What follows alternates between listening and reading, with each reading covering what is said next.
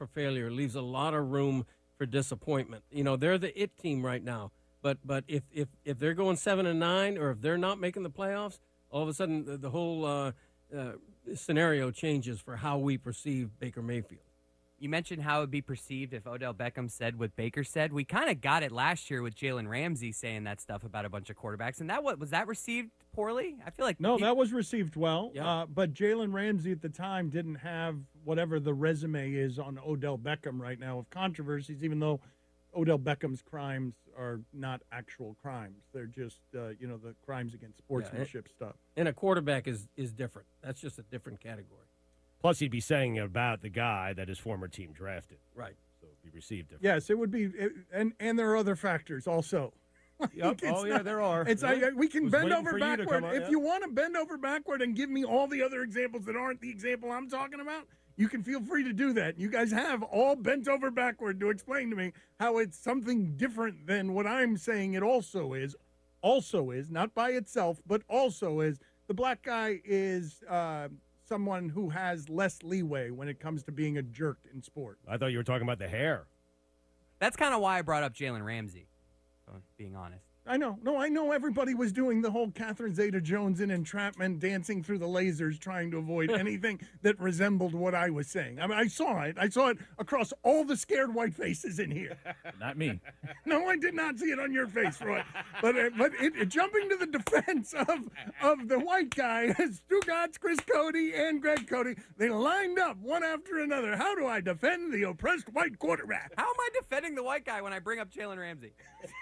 Because he's black, and you brought up that the black guy did it, and what I was claiming, you're saying is less valid or diluted because, and again, I would say it's an and situation. It's not either or. It's all of those things. Yeah, if the black guy can do it, why can't I? Is one of those things the hair? One of those things is not the hair.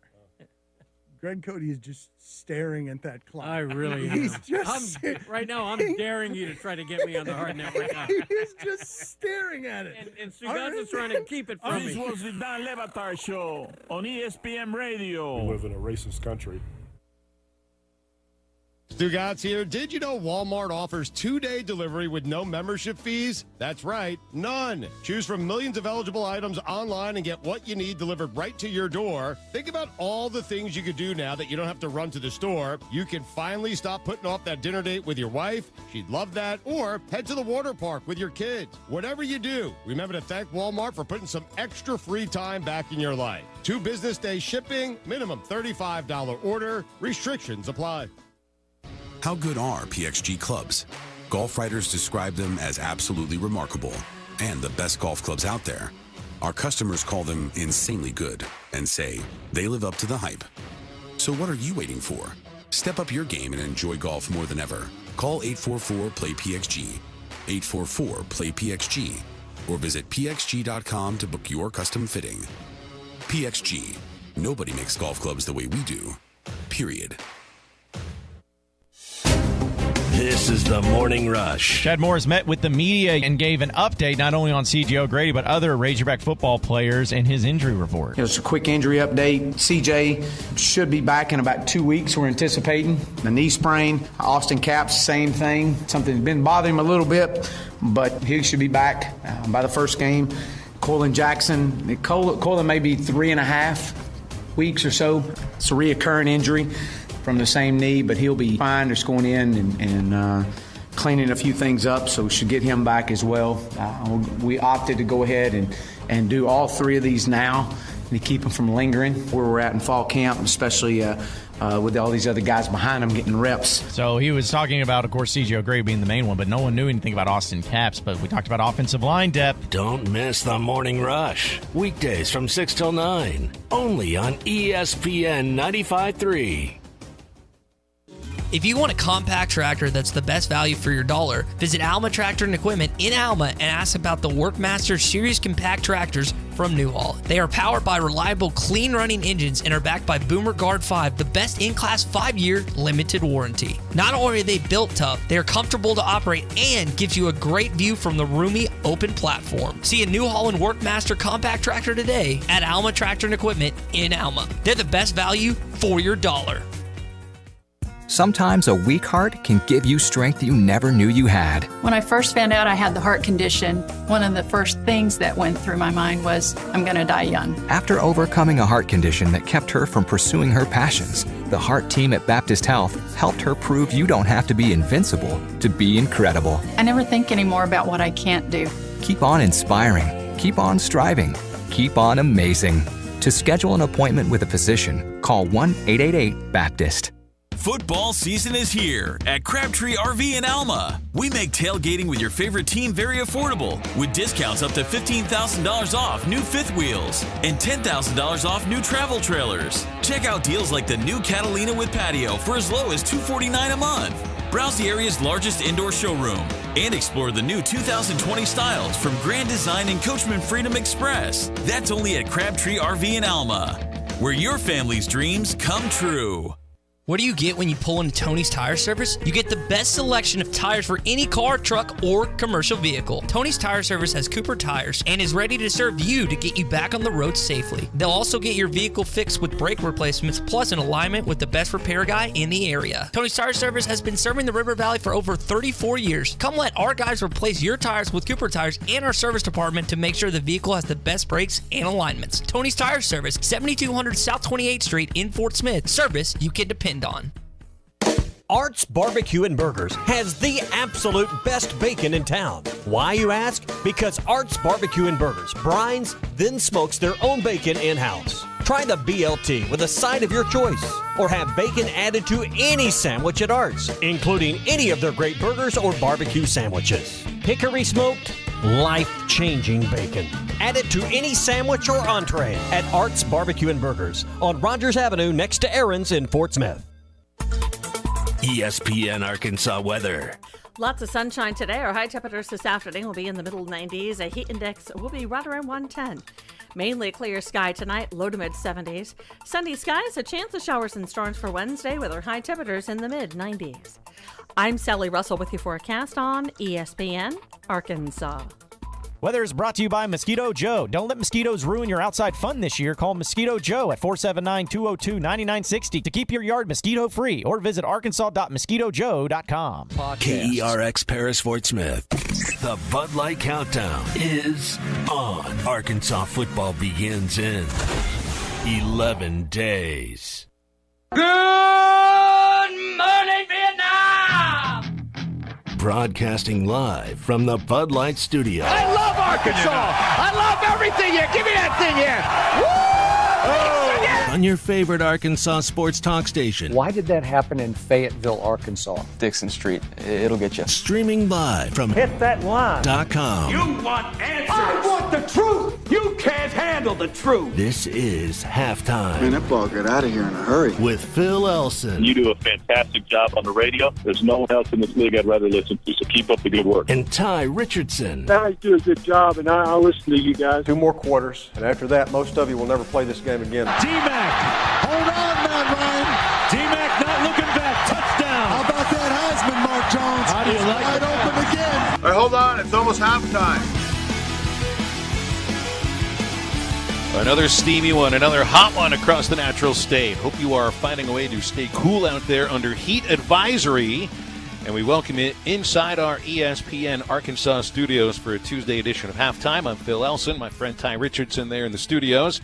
Get with us today on the Cherokee Casino hotline via voice or text at 877-377-6963. Happy Radio Day, National Radio Day, my friends. I don't always mention the hashtag holidays that Tye Richardson puts on our rundown because, let's just face it here, I'd say about a quarter of them are worth even paying attention to. But today's one of those days. I mean, we've got how many different hashtag holidays do you think they are per day? I mean, you get 365 days in the year, occasionally adding one more. I would venture a guess that there are about 20 hashtag holidays per day. So we're going over probably 2,000 holidays a year. This one means more to us and probably our listeners because you're obviously a consumer of commercial radio if you are listening to this program on any of our 3 signals or on hitthatline.com. So I think this hashtag holiday has a little meaning to us. Certainly for me, who's been in the industry now, 42 years old. I guess I've been doing this for 22, 23 years or so. Ty, does that mean I've been in radio about as long as you've been alive? Oh, gosh, that's right. That's the one thing that could really put me over the edge, realizing how old I'm getting. So one of our coworkers, Lance, here at the radio station, told me this morning that he's been married 27 years, longer than I've been alive, 24 years. And that really puts your life in perspective right there. So, Right, you're putting it more in terms of I was going to say love, but finding a way to keep a relationship together instead of finding a way to keep a career together. So it's kind of got me wondering a little bit. We're almost at the 1 year. The 1 year mark. You would call it the first anniversary of halftime.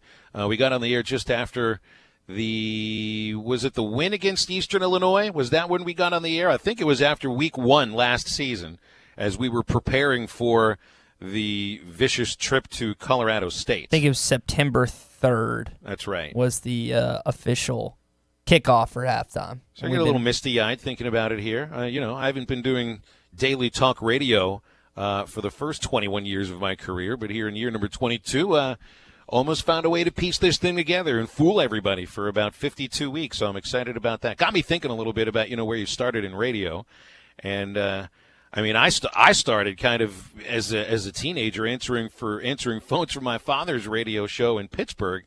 We got into this last week, Ty, because you've got the idea of doing a dad segment.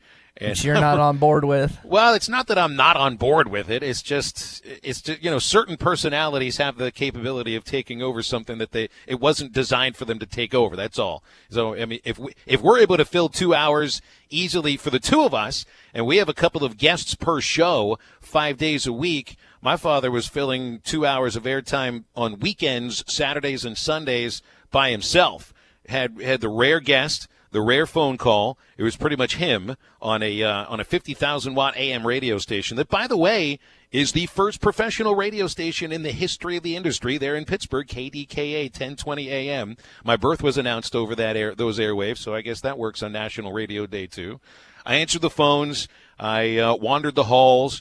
I basically had the run of a powerful and well-known radio station all at my fingertips without anybody there to tell you couldn't go into the morning show host's office because he just left it open for some reason. So I'd peek through the windows, peek through the drawers, and I guess that'd be my start in radio, other than maybe the former country radio station that turned into a sports radio station just outside Pittsburgh.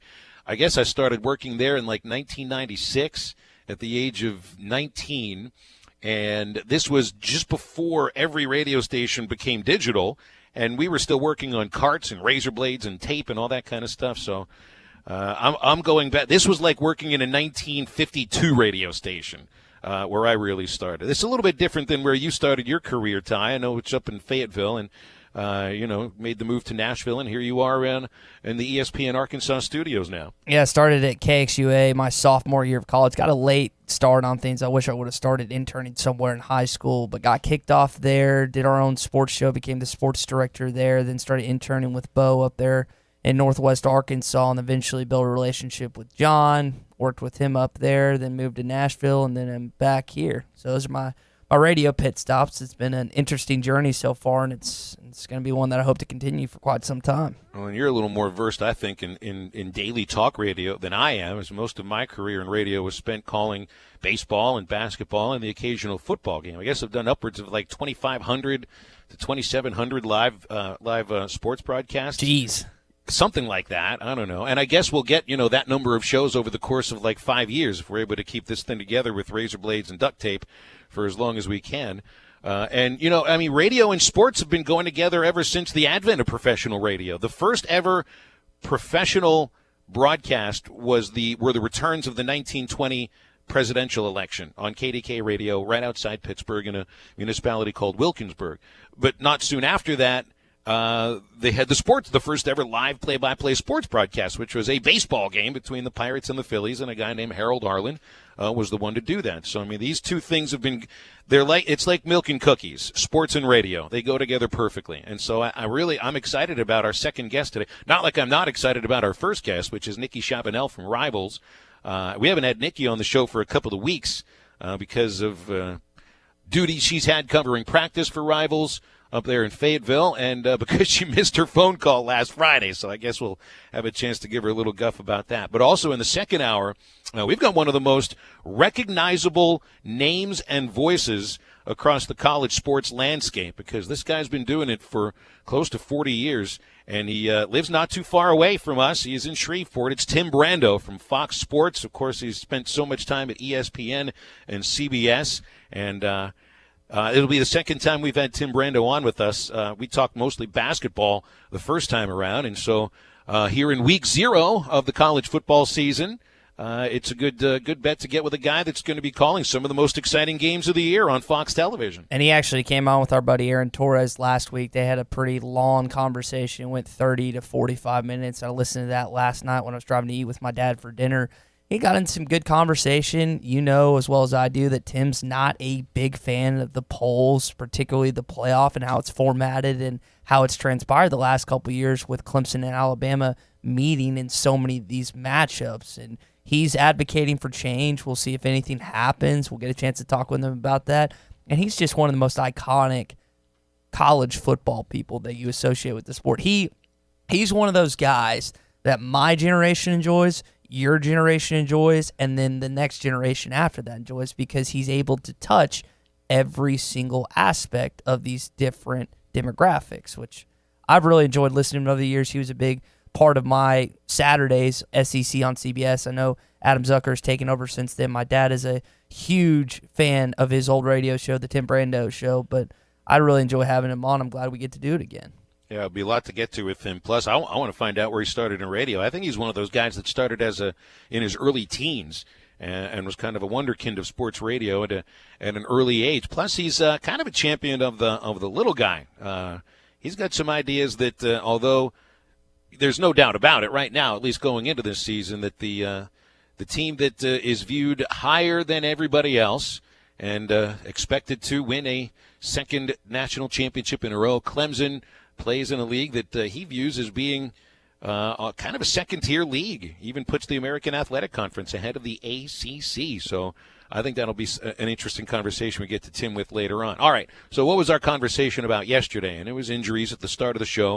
Of course, Deion Stewart out with the ACL tear, which takes out someone who potentially could have been a starting wide receiver, even though I think you'd put most of the freshmen ahead of him talent-wise, but as far as experience goes, Deion Stewart was at the top of the list for Arkansas. That really has maybe a little bit more of an impact on the punt return game, as Stewart was expected to be the punt returner for Arkansas once again.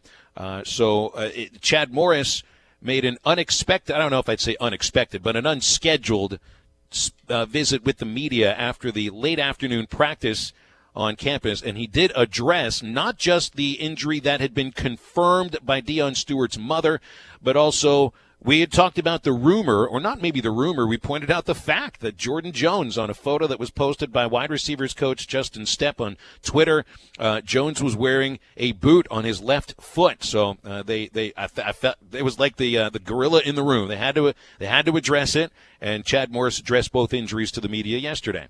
We got Deion Stewart will be out, unfortunately, with a torn ACL, something that and when he went down Saturday, we didn't think much of it. And then we thought that it was just something minor, and we went in that afternoon for an MRI. We'll obviously go after his 6 year of eligibility. That'll be something that we'll go ahead and apply for. But Jordan Jones will be out, I believe, somewhere around 2.5 to 3, maybe 4 weeks at the very, very longest, with a high ankle sprain, much like Eric Gregory, which Eric should be back here within the next week. He had the same procedure done, the minor surgery on it today. So hope to get him back. So the wide receiver position group has taken the most impact so far. Those are two of your guys that played on last year's squad that you not necessarily or you can afford to lose, but the good thing about the position group, Phil, is probably the defensive line and the wide receiver position group are the two most, you'd say they have the most depth, because that's probably the most talent you brought in this last recruiting class. So our halftime poll question is, who can Arkansas, actually, I changed it. What position group can afford to take the most injury hits this year? Because we know in football, like Chad Morris addressed in his press conference on Saturday, injuries are a part of it. So if you had to pick out a specific group position-wise on either side of the football, what would it be? Wide receiver-wise, you've lost an offensive lineman, Noah Gatlin, torn ACL out for the year. Deion Stewart, torn ACL out for the year wide receiver-wise. Now Jordan Stones could be up to out 4 weeks, like he said. I would probably think that your wide receiver group is the one you could afford the most, even though you lost Jonathan Nansen, LaMichael Petaway, and Jared Cornelius to graduation. Am I too far off thinking that, Phil? Well, my answer to the question would be none of them. Yeah, absolutely none of them. There yep. isn't a single position group on this team where you can withstand a set of injuries. Not to quarterbacks, not to offensive line, not to tight ends, not to wide receiver, not to running back, not to any of the position on the defense either, because this just is not a program right now that has the kind of depth that can withstand something that every single football team is going to deal with, which is injuries. But if I had to pick one group, Ty, I think I probably would go with wide receiver too. Although it's like a year early to really believe that, no matter how good these young wide receivers are, and by all accounts, Trey Knox and Treylon Burks, these kids look like potential stars in the making. TQ Jackson and Shamar Nash, I know that they're very highly touted prospects too. And out of 4 freshmen playing at a spotlight position, how many of them really can make an impact in year number 1? If even one of them does, you feel like you've done well, and let the other 3 grow into their roles over the next 2 or 3 years. But now with Jones out, and again, I mean, Chad says it's 2, 3, 4 weeks at the most. And I always caution people to go with the most. Like you don't want to bring someone back from injury too much, and coaches try and anticipate, I think for the most part, that players are going to come back on the quicker side of things rather than the later side of things. So I would anticipate that it's closer to 4 weeks, even though I wasn't in the medical room and I can't tell you a thing about medical injuries. That's just my guess when it comes to that. You're just a pessimist, is what it comes down to. That's probably a better description of it. You have absolutely no positivity in your veins whatsoever. But I mean, right now, let's look at this. I mean, so Cheyenne O'Grady's got the knee. They don't think it's anything serious, and expect him to be back for the first game against Portland State. But he's not there right now. So let's just talk about the players as far as receivers, even your tight ends. You are now with Stewart and Jones injured. You are without 5 of your top 6 receivers from last year. And I'm just talking about receivers. The leading returning receiver for the Portland State game, who's even healthy right now, is Mike Woods at 18 catches. And then that's it. You don't really have much in the form of returning receptions at all.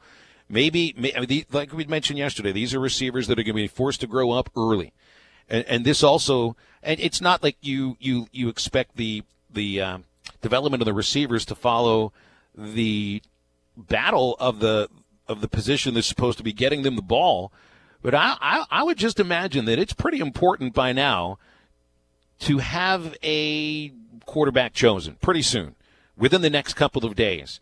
At least more than a week leading into the first game against Portland State, so that the quarterback that starts the game and the wide receivers who haven't caught a single pass in college football yet, outside of Mike Woods, can develop some sort of on-field relationship that means something going into Ole Miss, which is really when you need these guys back. So when you say that when a starting quarterback needs to be decided upon, do you mean the public needs to know about it? Do you mean the football team needs to know about it? For all we know, and I don't know how ironclad the players and Chad Morris and his coaching staff are when it comes to keeping stuff on the DL, but right now, no Arkansas media member knows who's going to start that first game against Portland State. That being said, Chad Morris could be holding it close to his chest, and he might already have someone. That's why we were talking about his kind of rift and his getting back with Bob yesterday that he did on Saturday. It seemed like he was getting a little irritated, frustrated, or whatever. That being said, you wonder if Chad Morris and his staff, Joe Craddock and his staff, ultimately come to a decision after this Wednesday scrimmage. Tell the guys Wednesday night, tell them Thursday. Is that going to be kept down? Is that going to be kept together within the football team before they potentially announce it on Monday? And maybe they wait till this weekend to decide who's going to start at quarterback. But I'm wondering kind of what the question you're asking, Phil. Are you talking about letting the public know by Thursday or Wednesday night? Or are you talking about letting the team know by Wednesday or Thursday night. For all we know, and I don't think it's the case, but they might already know. And then that could be the public, or not the public. That could be the quarterbacks strictly. That could be the team, or that could be the coaching staff. I don't see that because I think they're going back and forth based on everything we've heard because we really haven't gotten to watch a lot of practice because of the media restrictions. Justin from Ocala texts in on the Cherokee Casino hotline. I just don't think it's a good idea to put a freshman receiver that you're relying on and is one of your best out there for kickoff for people to try to tee off on him and risk injury. And I assume at that point he's talking about any of the freshmen that are expected to be punt returners. Is it Traylon? Burks? I think they were running Traylon Burks. I can't remember. I was listening to Chad Morris's press conference yesterday on hitthatline.com, and he either mentioned Burks and Warren or I read that on a website. I'm forgetting. It's on the tip of my tongue, but I'm forgetting where I either heard or read that. But I do remember Traylon Burks being mentioned in association with punt or kickoff return. So, and I mean, that guy's a speedster. Are you scared to get him injured freshman years? You'd be as much junior or senior year. If Chad Morris and his staff thinks he's capable and is not going to be a liability when it comes to fumbling the football, and he's a game changer, absolutely toss him back there. When was the last time you had a game changer in Arkansas football? I'll tell you, 2011. You know how long that's been without a playmaker? That is so long. And I guess you could say Kobe Hamilton 2012, but that season was just you can't even pull a playmaker out of that season because of how bad it was. Back to the communication of whom the starting quarterback will be. You know, and for me, it's more important for the team to know it and the players to know who the leader is in the locker room, at least on the offensive side, and who's going to be delivering the ball. But the message, and I didn't feel like there was a rift between Chad Morris and Bob Holt. I just think, and it's the same we see with every coach. You know, Nick Saban got perturbed about the continuous, Tua Tagovailoa, Jalen Hurts conversation at the start of last year that even took all the way to the middle of the season, and he started lashing out at reporters because they're asking the question of that is the most important question to them at that time. And really, when you're talking about a team right now, any team, I don't care who it is, if there's a quarterback battle in fall camp, that's going to be the most asked about position battle. It's the question you hear, not just the question you hear day in, day out, but the first question you hear day in, day out. So at that point, it's like, if you've informed your team, why wouldn't you put the issue to bed publicly so that you don't have to act annoyed when the questions that gets asked about has one quarterback stepped ahead of the other? And this leads me to another idea. I'm starting to get a little bit worried that maybe you haven't had the sort of performance from either of your quarterbacks that you're expected to start in fall camp. That the way they're talking about both of them, to me, I don't know if they're trying to tamp down expectations, but with so much talk about KJ Jefferson, with so much talk about John Stephen Jones, I hear them talked about almost more than Ben Hicks and Nick Starkel from the coaches, and that starts to worry me a little bit. Couple points to tie up the segment because we're running up on a break. Andy Hodges just texted me, yes, Traylon Burks is working on punt return. That's what I thought. Glad he confirmed that. 2, Phil, to your point, the quarterback position is the most talked about, the most important to college football, period. So there's going to be questions, regardless of what school you're at, asked about it. And Bob's just doing his job. That's what it boils down to. Bob is trying to get knowledge about the quarterback situation because that is what his readers clamor for, ask him about, tweet about him all day long. And if Chad doesn't like the way that Bob does his job, how long do you expect to be the football coach at Arkansas? Because you're going to get those questions fired at you, press conference in and press conference out. So just get used to it. Bob's been here since 81. I don't see him leaving anytime soon. We got another text from the Cherokee Casino hotline. This is Rick from Murphy, Texas.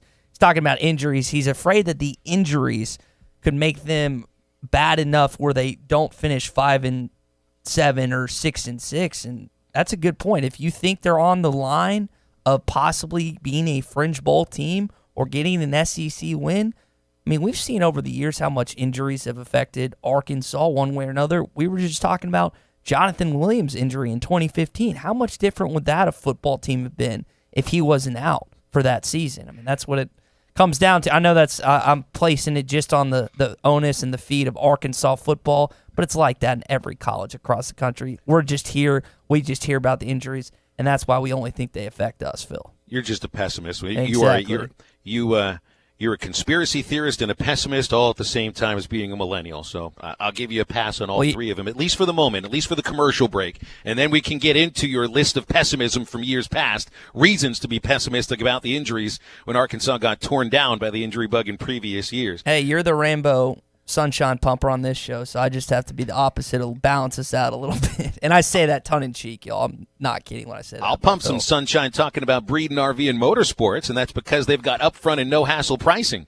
Every single RV at Breeden is heavily discounted. That's the moment it hits their lot, and that means you're guaranteed to get the best price around. Breeden RV, also the only dealership around that offers maintenance for life at no extra charge on your new travel trailer, fifth wheel, or motorhome. So come see Breeden RV today on Alma Highway between Van Buren and Alma, or go to BreedenRV.com. Come back with more Halftime, a list of pessimism from Tye Richardson on ESPN Arkansas and HitThatLine.com. Don't spend life sitting on your hands. You're listening to Halftime.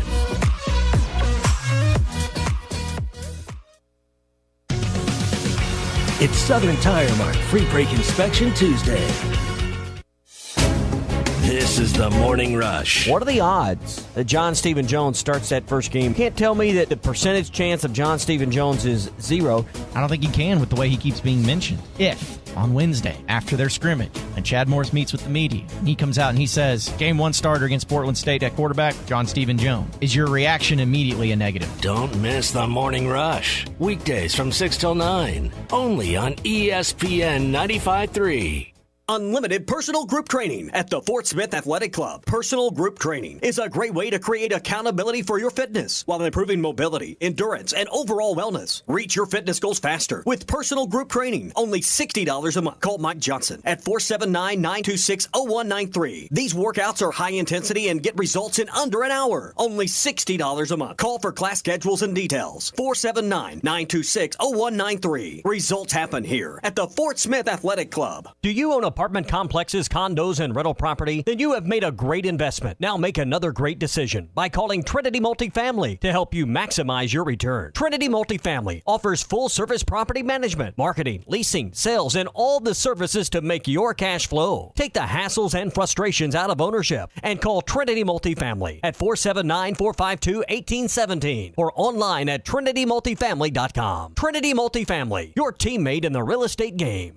The weather is hot and the deals are hotter at Hertz Car Sales. Hertz offers a wide selection of high-quality cars, SUVs, or trucks, and amazing customer service where you can buy direct and save on every car. With inventory arriving daily, why not make the short drive to 2810 Midland Boulevard or give them a call at 783-1722. You can also check them out on the web at buyfromhertz.com. Proud to serve Fort Smith and the River Valley. Stop by Hertz Car Sales today. You'll be glad you did.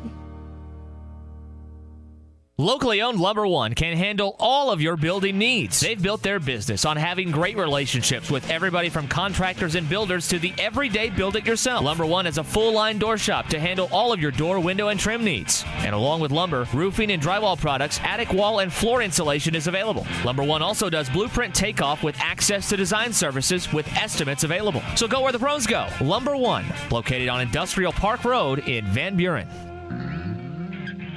True Grit Running Company is where perseverance meets passion. Whether you're training for your next marathon or just comfortable shoes to keep up with your kids, we have the gear to help you reach your goals. With our slow motion gait analysis and our extensive product knowledge, we have the right pair of shoes for you. We also carry apparel, nutrition, hydration accessories, injury prevention gear, and recovery products. We offer classes, workshops, and group runs. Lace up, show up, and get your grit on. True Grit Running Company, 6808 Rogers Avenue, Suite B, behind Chick-fil-A. Elite Roofing is a locally owned roofing contractor. If you're building a new home or maybe need a new roof on your existing home, Elite Roofing can take care of you. Elite Roofing is known for their dependability and reliability. Just ask any of their satisfied customers. They are licensed and insured, and references are available upon request. If you need a roof, call your local roofing contractors. Elite Roofing, 478-8668. That's 478-8668. Elite Roofing, 478-8668. The switch is on to Bill White Volkswagen. Come find out why drivers all over the River Valley are switching to Bill White Volkswagen. With brand new 2019 Volkswagen Jetta S model starting out as low as $16,995, or how about the third row 7-seat Volkswagen Atlas starting out as little as $29,997? Only at Bill White Volkswagen right here in Fort Smith, or view our entire inventory at BillWhiteVW.com and make the switch. Attention, please! Halftime is brought to you by Supercuts, offering smart looks for back to school and serving your community daily. Supercuts, we're super in style.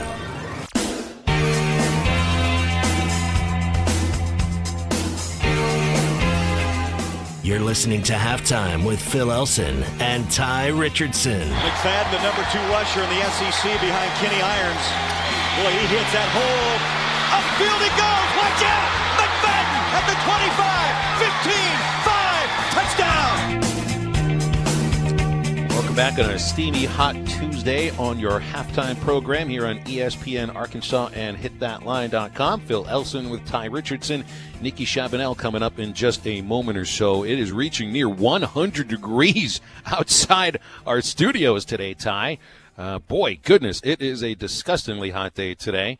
And very quick news coming out involving former Razorback Gabe Osaboyan. It was just a couple of days ago. The announcement was it a couple of days ago, or is it late last week? These days do run into themselves, as far as I'm concerned. I think it was late last week. I believe you're correct. The I want to say it announcement was Friday. Right? Friday, Maybe? that's right. And it was the sort of dismissal that felt like it had been decided within the previous 7 to 14 days, but the news hadn't come out. And so Gabe Osaboyan no longer a part of Arkansas basketball, but he's going to be moving to Morgantown, West Virginia, playing for Huggy Bear with the West Virginia Mountaineers, although he will have to redshirt this year and then has 2 seasons of eligibility remaining.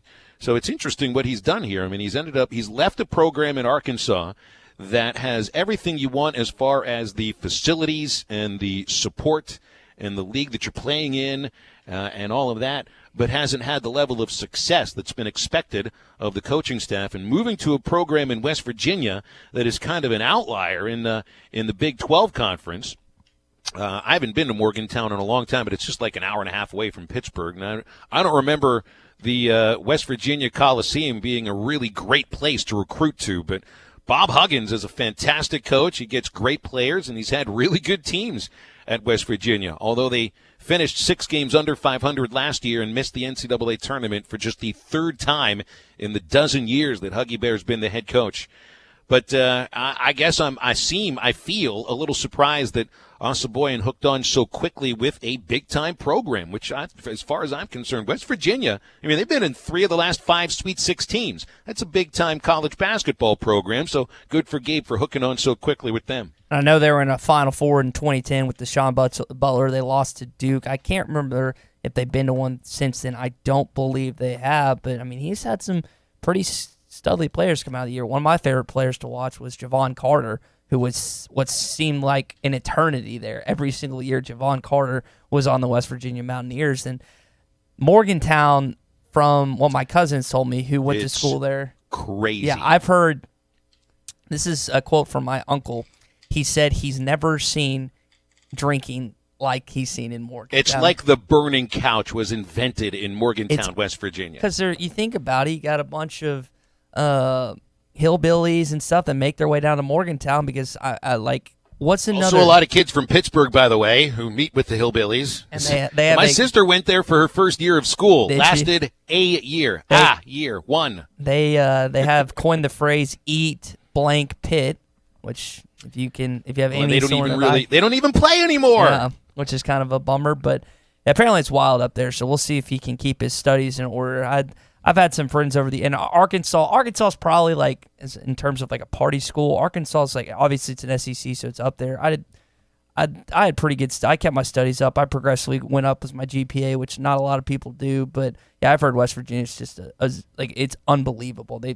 You can't even describe what it's like until you actually go to Morgantown. And I can't tell you another city in West Virginia outside of Morgantown. Is Charleston one? Charleston, there you go. That's you got it. a second one. Never mind. I lied.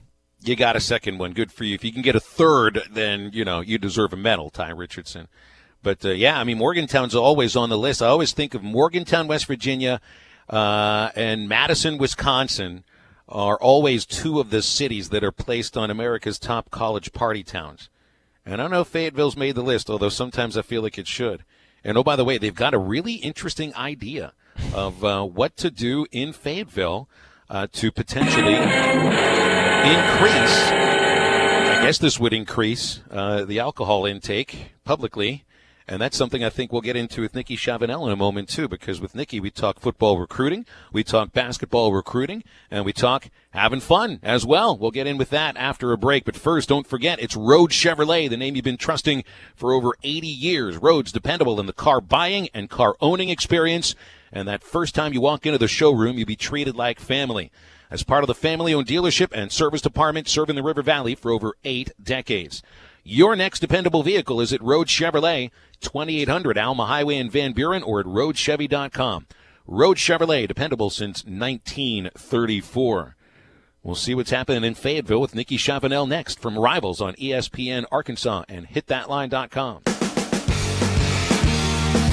When in doubt, expense it. You're listening to Halftime.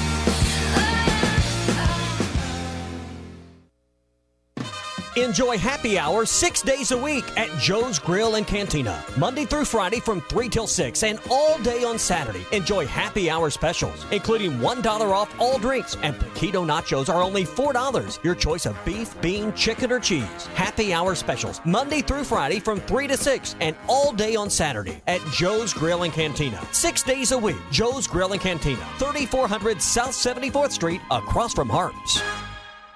If you needed major surgery, you probably wouldn't choose a doctor who's never been to medical school. So when your car needs major repairs after a collision, why would you take your car to a body shop that's never been trained? Evans Body Shop is among only 10% of collision repair businesses to meet the industry's highest training standards as a gold class shop. We know the latest repair techniques, how to find hidden damage, and how to repair your car's critical safety features so they work properly again. With the safety of your vehicle and your family at stake, choose trained repair professionals. Choose Evans Body Shop, where we meet the nicest people by accident. Painting your ceiling but afraid of the mess? Hurry to Metters Lumber True Value for a gallon of bright white Easy Care ceiling paint for only $12.99. This non-splatter, quick-dry formula is water-based acrylic, so it's less messy and cleans up easily with soap and water. It also comes with a 15-year warranty. Pick up this great bargain of the month, along with brushes, ladders, tarps, and other accessories to make your painting project go smoothly while supplies last. Have questions? Just ask the painting experts at Metters Lumber True Value. At Chambers Bank, our Arkansas roots grow deep, and you can trust us as your partner for every banking need. From a simple checking account to your first home loan, whatever you need, big or small, we are here for you. With 18 convenient branches throughout the state and a full suite of online banking options, we will always be available when you need us. Family owned in Arkansas since 1930, Chambers is your full-service community bank. Bank with trust at Chambers Bank. Member FDIC, Equal Housing Lender, NMLS 631520. Hi, I'm Kelly Smith, owner of Dixie Digital Imaging, the Xerox authorized agency and dealer in the River Valley. The 29 new models of Xerox business printers and copiers represent a quantum leap forward in office technology. They are designed for the way we work today, safely and securely. They're powered by Xerox Connect Key technology. They're innovative and affordable with both black and white and color devices available. For more information, give Dixie Digital a call at 783-6600 or visit us at dixiedigital.com. Dixie Digital Imaging, bringing Xerox document innovations to the River Valley. I'm Lisa Hinton, owner of Champ Hinton Enterprises. For nearly 50 years, the Champ Hinton name has stood for one thing: selling quality cars in a different way, taking the mumbo jumbo out of the process and making customers happy. All these years and tens of thousands of cars later, we're still here, doing business the way Champ Hinton taught us, selling to generations of families who've become part of our family. Champ Hinton Enterprises, the area's premier used car dealer. Take the Arcoma exit off I-540 or go online at champhinton.com.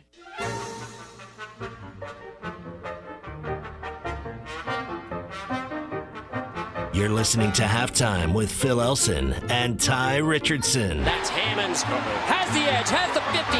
Hammonds down the sideline. Inside the 20. He'll take it. Touchdown, Razorbacks. Hammonds breaks it. A 64-yard TD. And welcome back inside the ESPN Arkansas studios. Phil Elson, Tye Richardson. Let's head to the Cherokee Casino hotline from Rivals. It is Nikki Chavanel joining us on a Tuesday. Nikki, We have some pretty interesting news coming from Fayetteville City Council that they are potentially looking into the idea of a public law that would allow drinking outdoors inside an entertainment district. I would assume that would be Dixon Street and maybe the streets around it. This is news that just broke about 30 minutes ago. So as somebody that I think does frequent Dixon just a little bit, what's your reaction to that? Well, I hadn't seen that yet, even though I've been on Twitter literally all day, but that's pretty crazy. I think it's an interesting idea for sure. It works in places like Austin and obviously in New Orleans. I think people would like that a lot because it's fun to just bar hop from bar to bar on Dixon Street, so it's a lot easier if you don't have to chug your drink before you go to the next one. That's right. Dixon Street. It'll get you. It's like an anti-chugging law. What did you just play in my ear there, Ty? Oh, come on, Bake. Dixon Street. It'll get you. It certainly will get you. We'll get into something involving him later on. I'm actually going to agree with you on that. The City Council is meeting today, to consider this measure for regulation of an entertainment district where people can walk around with alcoholic drinks during designated events. I see absolutely nothing wrong with that whatsoever. Nothing at all. All right, so Nikki, I know this month has been, more focused on what's happening with the team that's actually here at Arkansas rather than potential future players. So I guess, is this like the quietest part of the year for recruiting, even though it's one of the times where you're actually watching practice more than you might other times? Yeah, it's definitely even a little bit quieter than last year. I just think everyone is waiting and ready to see what Arkansas is going to do on the field this year before making any decisions in terms of recruitment. There's quite a few guys that I can think of that just really want to see results this year, and they want to see them getting better. And if that happens, they are totally on board. So yeah, just waiting, and I'm fine just covering the team right now. It's been pretty great. So let's get into the idea of what's going on with the team. At the top, of course, is the quarterback battle, and I'm sure you expected to be asked about that now. And I get a little bit worried now. Where you're within the next 2 weeks before the first game, and I still think that you're going to see both Hicks and Starkel start a game at some point.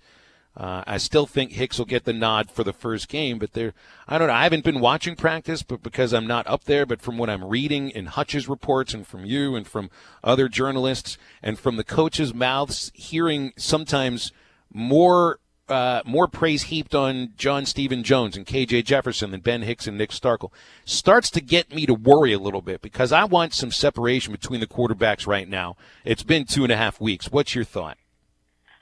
As much as Chad Morris cares about perception, I think he cares more about his team and their mental state and everything. And I think what's best for the team at the moment is probably to keep the competition going and to change up, our stories every day. I think Morris is purposely mentioning other guys so that maybe it's not the latest on the quarterback battle every single day,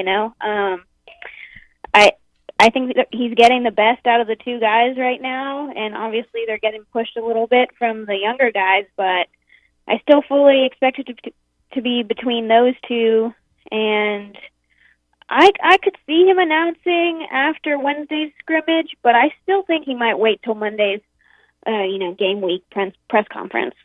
Talking with Nikki Chevanel of Rivals.com on the Cherokee Casino Hotline. Nikki, I think some of our listeners have been frustrated hearing things about injuries and then having to wait a few days until it's confirmed. For those who don't know, can you explain HIPAA laws and what Chad Morris and his staff have to go through when it comes to disclosing injuries of their football players? Well, I know that they want to make sure, first of all, that they have the correct diagnosis from the doctors before they put anything out there. And then, so this weekend, they had Deion Stewart who went down, and Chad Morris said yesterday that it didn't seem as serious when he went down. You could see from the picture that they took after the scrimmage, they took all their team pictures, you could see that he didn't have anything on his leg. So it's very possible that they didn't think it was anything that serious until they did the MRI. So on one hand, you want to know everything that you can possibly know as fast as you can, but you don't want to, first of all, say that, oh, it wasn't something serious, and then he goes and gets the MRI, and it was, a torn ACL, which is terrible. And then you have to wait for the coaches. So the media started hearing things, and then we saw Jordan Jones's leg in the boot in the picture.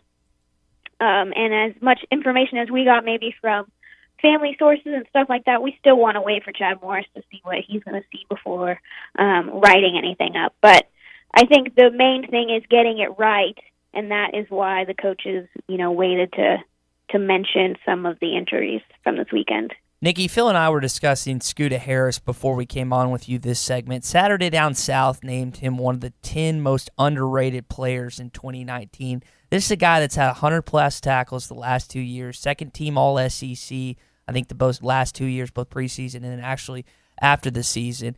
And he's the all-time leading tackler right now in the SEC, which is kind of interesting. Do you think he gets enough credit based on how crappy his team has been the past couple years for how good he actually is? I think he gets it plenty from local media. I think if you're paying attention, most national media can recognize it. You see his name come up in the preseason polls and stuff, or the preseason teams. Saturday Down South, I just don't know if they fully pay attention to what's going on. I'm just going to put that out there. Well, that's an interesting little jab there. Because we have one of their guys on every Monday, Connor O'Gara. What do you have on Saturday Down South, Nikki? I mean, there's no one out here, that covers the team firsthand. So I think it's easy to just look at a list of players and say, okay, this is the one I'm going to put on this list that I'm compiling today to get people to click on it. It was funny. I can't remember what publication it was, Nikki, but they were talking about how Connor Nolan was going to compete for the starting football job this season, and. I think they meant compete for a Friday night starter position for baseball. I think that's what they were getting at. You make a good point, though. And you work for a company in Rivals that has those, so-called tentacles out. The lead journalist at each spot where they have, a presence. And Rivals here at Arkansas, it's you and Andrew Hutchinson, and I know I'm forgetting one other person, but I know it's been you and Hutch really since the thing started. So this also gets into a night of something that I saw you writing about on your message board, in which you kind of felt like maybe some of the higher-ups at Rivals weren't asking for input from the leads like you. Yeah. When it comes to the recruiting ratings on some of these kids, and the recruiting ratings on some of Arkansas's 2020 players have dropped in the last couple of days. Tell me about this. Yeah, so when I noticed those drops, I went back and I was thinking, no one really came to me lately and asked if any of Arkansas's guys have done anything worth looking at again. And usually that was something that happened, and I think it kind of fell by the wayside because maybe not enough people were taking advantage of it, so they just kind of let it go and stuck to their own analysis and stuff. And while that's fine, there's too many kids, in my opinion, for them to expect to get the latest on everyone. So it helps, you have a whole network of people paying attention to their specific guys. I don't think it's that hard to reach out and ask, who do you think we should take a second look at? That was really where I was coming from on that, and I think they heard me. You know what this reminds me of, Tye, and maybe this is the same for other sports too, but I was working in professional baseball for 18 years. The way you're describing this, Nikki, is almost the same way that Major League Baseball organizations scout talent. They have cross-checkers, that make sure that the locals are doing their job, but they take those local people and their opinions seriously. The cross-checkers are the ones that make sure that their eyes are seeing what the organization wants to see. Is that how Rivals is supposed to be run? Yeah, there's just, every analyst has states that they watch, but when you're looking at these midsummer updates where there aren't, a lot of camps going on or new film coming out, what are you basing these new ratings on? So it helps to go to the more local people and ask, hey, did you see anything from these kids that merits another look, or else you're only going to be re-looking at the guys that are at the top of your brain, and then you're missing out on a bunch of kids. Nikki, tell us about Starlin Baldwin. If I mispronounce his name, please correct me.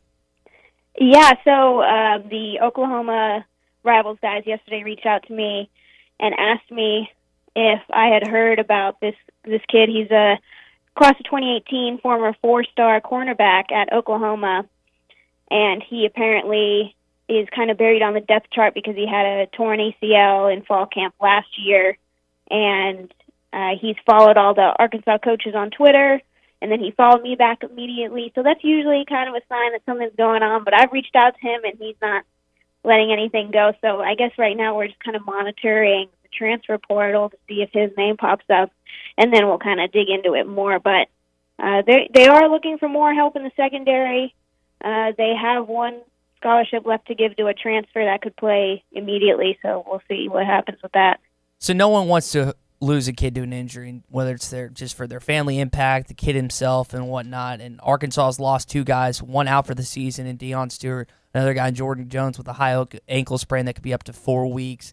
Nikki, do you think the wide receiver group is the one position group out of all of them on the football field that Arkansas can afford to take the most hits at, or is there another one that stands out to you? Nikki, I would say that there is an option. There's an option here of none of the positions, and that's the one that I came with. So the wide receivers, obviously, they have some good depth, but the depth is young, and Chad Morris's offense can get complicated with all the different looks that they do. So it's not the worst thing because they did want these young guys to get in there immediately. But, yeah, like Phil said, you don't want anyone to get hurt. I wouldn't want anybody to get hurt at any time. I just don't think the depth is there for this team right now to withstand any injuries to, any set of injuries. Maybe 1, maybe 2, but, man, I mean, this can't be a team that gets decimated at all. Yeah, we've compiled a whole list of all the injuries that are running and giving daily updates on where these guys are and when they're coming back. But when you look at it in a list, it looks bad, but I don't think it's any worse than any other team in the nation, probably. Nikki, the only injury or suspension that Phil's rooting for is to happen to either Ben Hicks or Nick Starkel, that John Stones gets elevated as the quarterback, so I have to follow through on what I said yesterday, that I won't eat pizza the rest of 2019 if John Stephen Jones starts against Portland State. That's the only one that Phil's rooting for. Yeah, I'm all for radio stuff. I saw what you said, and I thought there is nothing that could make me give up pizza for a year. I'm sorry, Ty, you're crazy. You and Tye definitely come from the same angle. I appreciate that. Nikki, good to have you on today. Thanks so much, and we'll be with you next week. Thanks, guys. You got it. Nikki Chavanel from Rivals. Stick around. We're going to wrap up the first hour of Halftime next on ESPN Arkansas and hitthatline.com. When in doubt, expense it. You're listening to Halftime.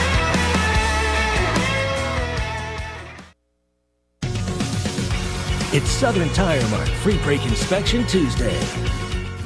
Massey Ferguson tractors have arrived at Bush Machine and Tractor. Bush Machine and Tractor is proud to be the newest Massey Ferguson dealer in western Arkansas, providing you with a full lineup of versatile Massey Ferguson tractors. They're built with straightforward power, smart fuel economy, and upgraded control and comfort. Stop by and find a new Massey Ferguson perfectly sized to fit your property or farm at Bush Machine and Tractor, 7301 South 0 Street in Fort Smith, or visit us online at bushtractor.com.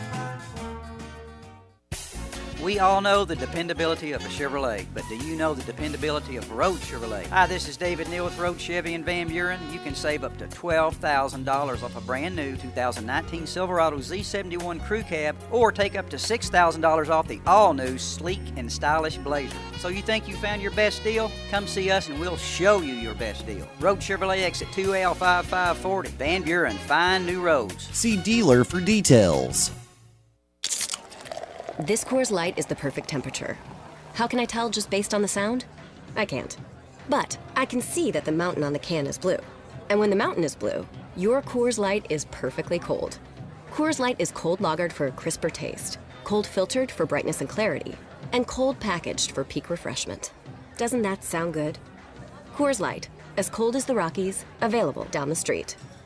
2019 Coors Brewing Company, Golden, Colorado. Celebrate responsibly. Was your roof damaged by recent storms? Don't fall victim to out-of-town contractors and fly-by-night repairmen. Trust the local roofing professionals at Able Roofing. Call their local number, 474-0006, for a free roof inspection. Never trust something as important as the roofing system on your home to a storm chaser. Able Roofing, 474-0006, will work with your insurance company. Call now for your free roof inspection, 474-0006. Able Roofing, the hometown roofers. It's the Rock and Roll Endless Pools event going on right now at Burton Pools and Spas in Fort Smith and in Springdale. Hi, Tommy Kraft here. If you've seen them on TV and always wondered about an endless pool, now is the time during the Rock and Roll event through September 2nd. Get a free upgrade with free music and resistance bands with the purchase of an endless pool fitness system or swim cross exercise system at Burton Pools and Spas. This is a $1,229 retail value. Check it out for yourself. The endless pools. If you want to improve your fitness, relieve pressure in your body, melt away the stress of daily life, an endless pool can be perfect for you, and it's a great choice. See the full line of endless pools for yourself at Burton Pools and Spas during the Rock and Roll event, 6121 Zero Street in Fort Smith, and just off I-49 at the 412 exit in Springdale, and always online at burtonpools.com. It's the Endless Pools Rock and Roll event. Now through Labor Day at Burton Pools and Spas in Fort Smith and in Springdale. Hi folks, Larry Rath here for Rath Auto Resources, where the summer sales drive is in full swing. First, we want to thank everyone who shopped with us in the last couple of months. We appreciate your business. If you haven't been in yet, there's still time. Now through Labor Day, you can save like never before on a great selection of Rath Road Ready premium pre-owned vehicles. Like the special purchase 18 Hyundai Elantra SELs, just $13,993 or zero down and payments as low as $221 a month while they last. If you're keeping the car you have, let us take care of it for you in our Meineke Car Care Center. Buy 3, get 1 free on all tires, free AC checks, and 10% off all AC work. Make this a great time to get your car ready for summer vacation or back to school. Plus, there's still time to register for a showroom full of free prizes as well as a grand prize trip to Big Cedar Lodge. Don't miss out on the fun and savings during the summer sales drive at Arkansas's favorite used car dealer, Rath Auto Resources, and the Meineke Car Care Center, 4515 Towson Avenue, Fort Smith,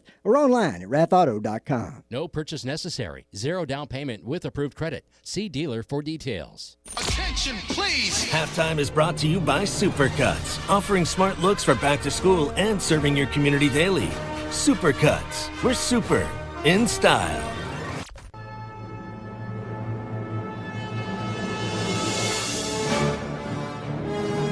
You're listening to Halftime with Phil Elson and Tye Richardson. Well, the Bulldogs will kick it short, but they get it to McFadden back around the 7. He comes up to the 20, and he's off to the races. We were just talking about it. McFadden and Jones, they are mighty good, and McFadden shows it there. From the 7-yard line to the end zone, 93 yards for Darren McFadden. My goodness, they answer in a hurry. Arkansas football coach Chad Morris is in the capital city today. He is the first speaker at the Little Rock Touchdown Club, and he's a quote machine right now. Talking earlier, this is a live quote, that we live in an age where young people think Michael Jordan invented shoes. We have to teach players about the history of what they are a part of. I'm not sure the context within that, but I think he might be true about what they think Michael Jordan invented. This football team is in a total different place than where we were a year ago. We aren't there yet, but we're well on our way. A little coach speak there, but that's also a lot of you've seen some of the reporters we pay attention to just say that they've noticed the change in the attitude and maybe in the physical, the way that the players are holding themselves at practice. So maybe that goes hand in hand. Tye, you've got a favorite quote involving some hands that he expected to be raised. Yeah, so he was asking his team about bowls. He said, raise your hand if you've won a bowl game. He had 4 guys that raised their hand, and they were all coaches. I told our coaches. John Chavis would have had his hand up. I think Turner Gill would have had his hand up. Steve Caldwell.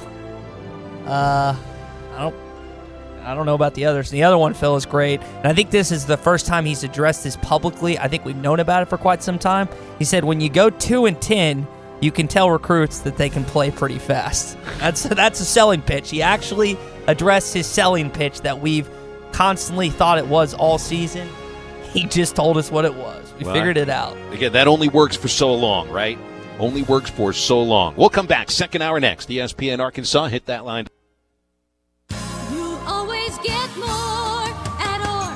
The 2019 clearance is on at Orr Chevrolet in Fort Smith. We have some awesome new 2020 models arriving daily, like the Chevy Blazer and the heavy-duty Silverado. So to make room, Orr Chevy is getting straight to the bottom line price on all remaining new 2019 models. Half-ton Silverados, Tahoes, and Suburbans, Equinoxes, and Traverse SUVs, plus Malibus and Chevy Trax crossovers. You get the famous Orr volume discount and all the money for your trade. Plus, with any new Chevy sold, you'll also receive a complimentary 3-day, 2-night hotel stay at one of over 600 hotels across America. So come get a free hotel vacation today at Orr Chevrolet on Auto Park Drive in Fort Smith and 24/7 at OrChevyFS.com. Chevy, find new roads. You always get more at Orr. Hello, would you like me to find workout classes near you? There are no stores that sell glasses within 10 miles of your location. There's enough artificial in the world. That's why Michelob Ultra is brewed with no artificial colors or flavors. With just 95 calories and 2.6 carbs. Superior light beer. Enjoy responsibly. 2019 Anheuser-Busch Michelob Ultra Light Beer, St. Louis, Missouri. 95 calories, 2.6 grams carbs, 0.6 grams protein, and 0.0 grams fat per 12 ounces. I think you love that car more than you love me. Oh, how can you say that? You hand wash it, you hand wax it, you listen to the same music. Pure coincidence. I just hope your insurance company feels the same way about it as you do. They do. I'm one happy camper. Maybe that's the reason so many people come to Shelter for their car insurance. We have great agents who are nuts about cars. We're competitively priced, and our claims people are fast, fair, and friendly. To find an agent near you, go to shelterinsurance.com. We're your shield. We're your shelter. Ask Shelter agents Ted McAvoy or Jeff Clark about a free insurance review. Big deals on big wheels. Save big on Sierras and Yukons right now at Harry Robinson Buick GMC. Get up to $14,000 off on the 2019 GMC Sierra with a new body style and tons of features. Now $14,000 off. Need third row seating? The 2019 GMC Yukon XL has tons of room and all the options. Right now, save up to $13,000 off. Big deals on big wheels. Save up to $14,000 off at Harry Robinson Buick GMC. Exit 11 off of I-540 in Fort Smith. ESPN Arkansas weather. Mainly clear sky tonight. An overnight low will drop down into the low to mid 70s. Tuesday, lots of sunshine. Our high in the middle to upper 90s. Later Tuesday night, mainly clear. An overnight low in the low to mid 70s. And we could see an isolated shower or storm midweek. I'm Sally Russell with your forecast on ESPN Arkansas. Weather is brought to you by Mosquito Joe. Don't let mosquitoes ruin your outside fun this year. Call Mosquito Joe at 479-202-9960 to keep your yard mosquito-free or visit arkansas.mosquitojoe.com. The Bud Light Countdown is on. Arkansas football begins in 11 days. Good morning, Vietnam! Broadcasting live from the Bud Light Studio. I love Arkansas! I love everything here! Give me that thing here! Woo!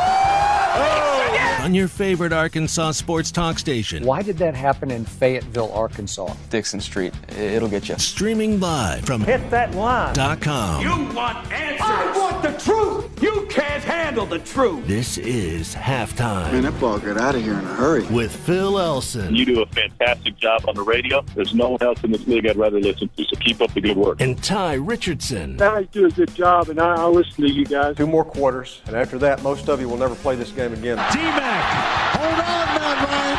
D-Mac not looking back, touchdown. How about that Heisman, Mark Jones? How do you like it? Wide open again. All right, hold on, it's almost halftime. Get into the second hour here on Halftime on ESPN Arkansas. HitThatLine.com. Want to give you a couple of other quotes from Chad Morris at the Little Rock Touchdown Club. Things that have maybe a little bit more concrete feeling to them than talking about, we're feeling better about where we are, all that kind of stuff. He says Greg Brooks may end up starting for us this year as a freshman. Supposed to be starting nickelback. He had.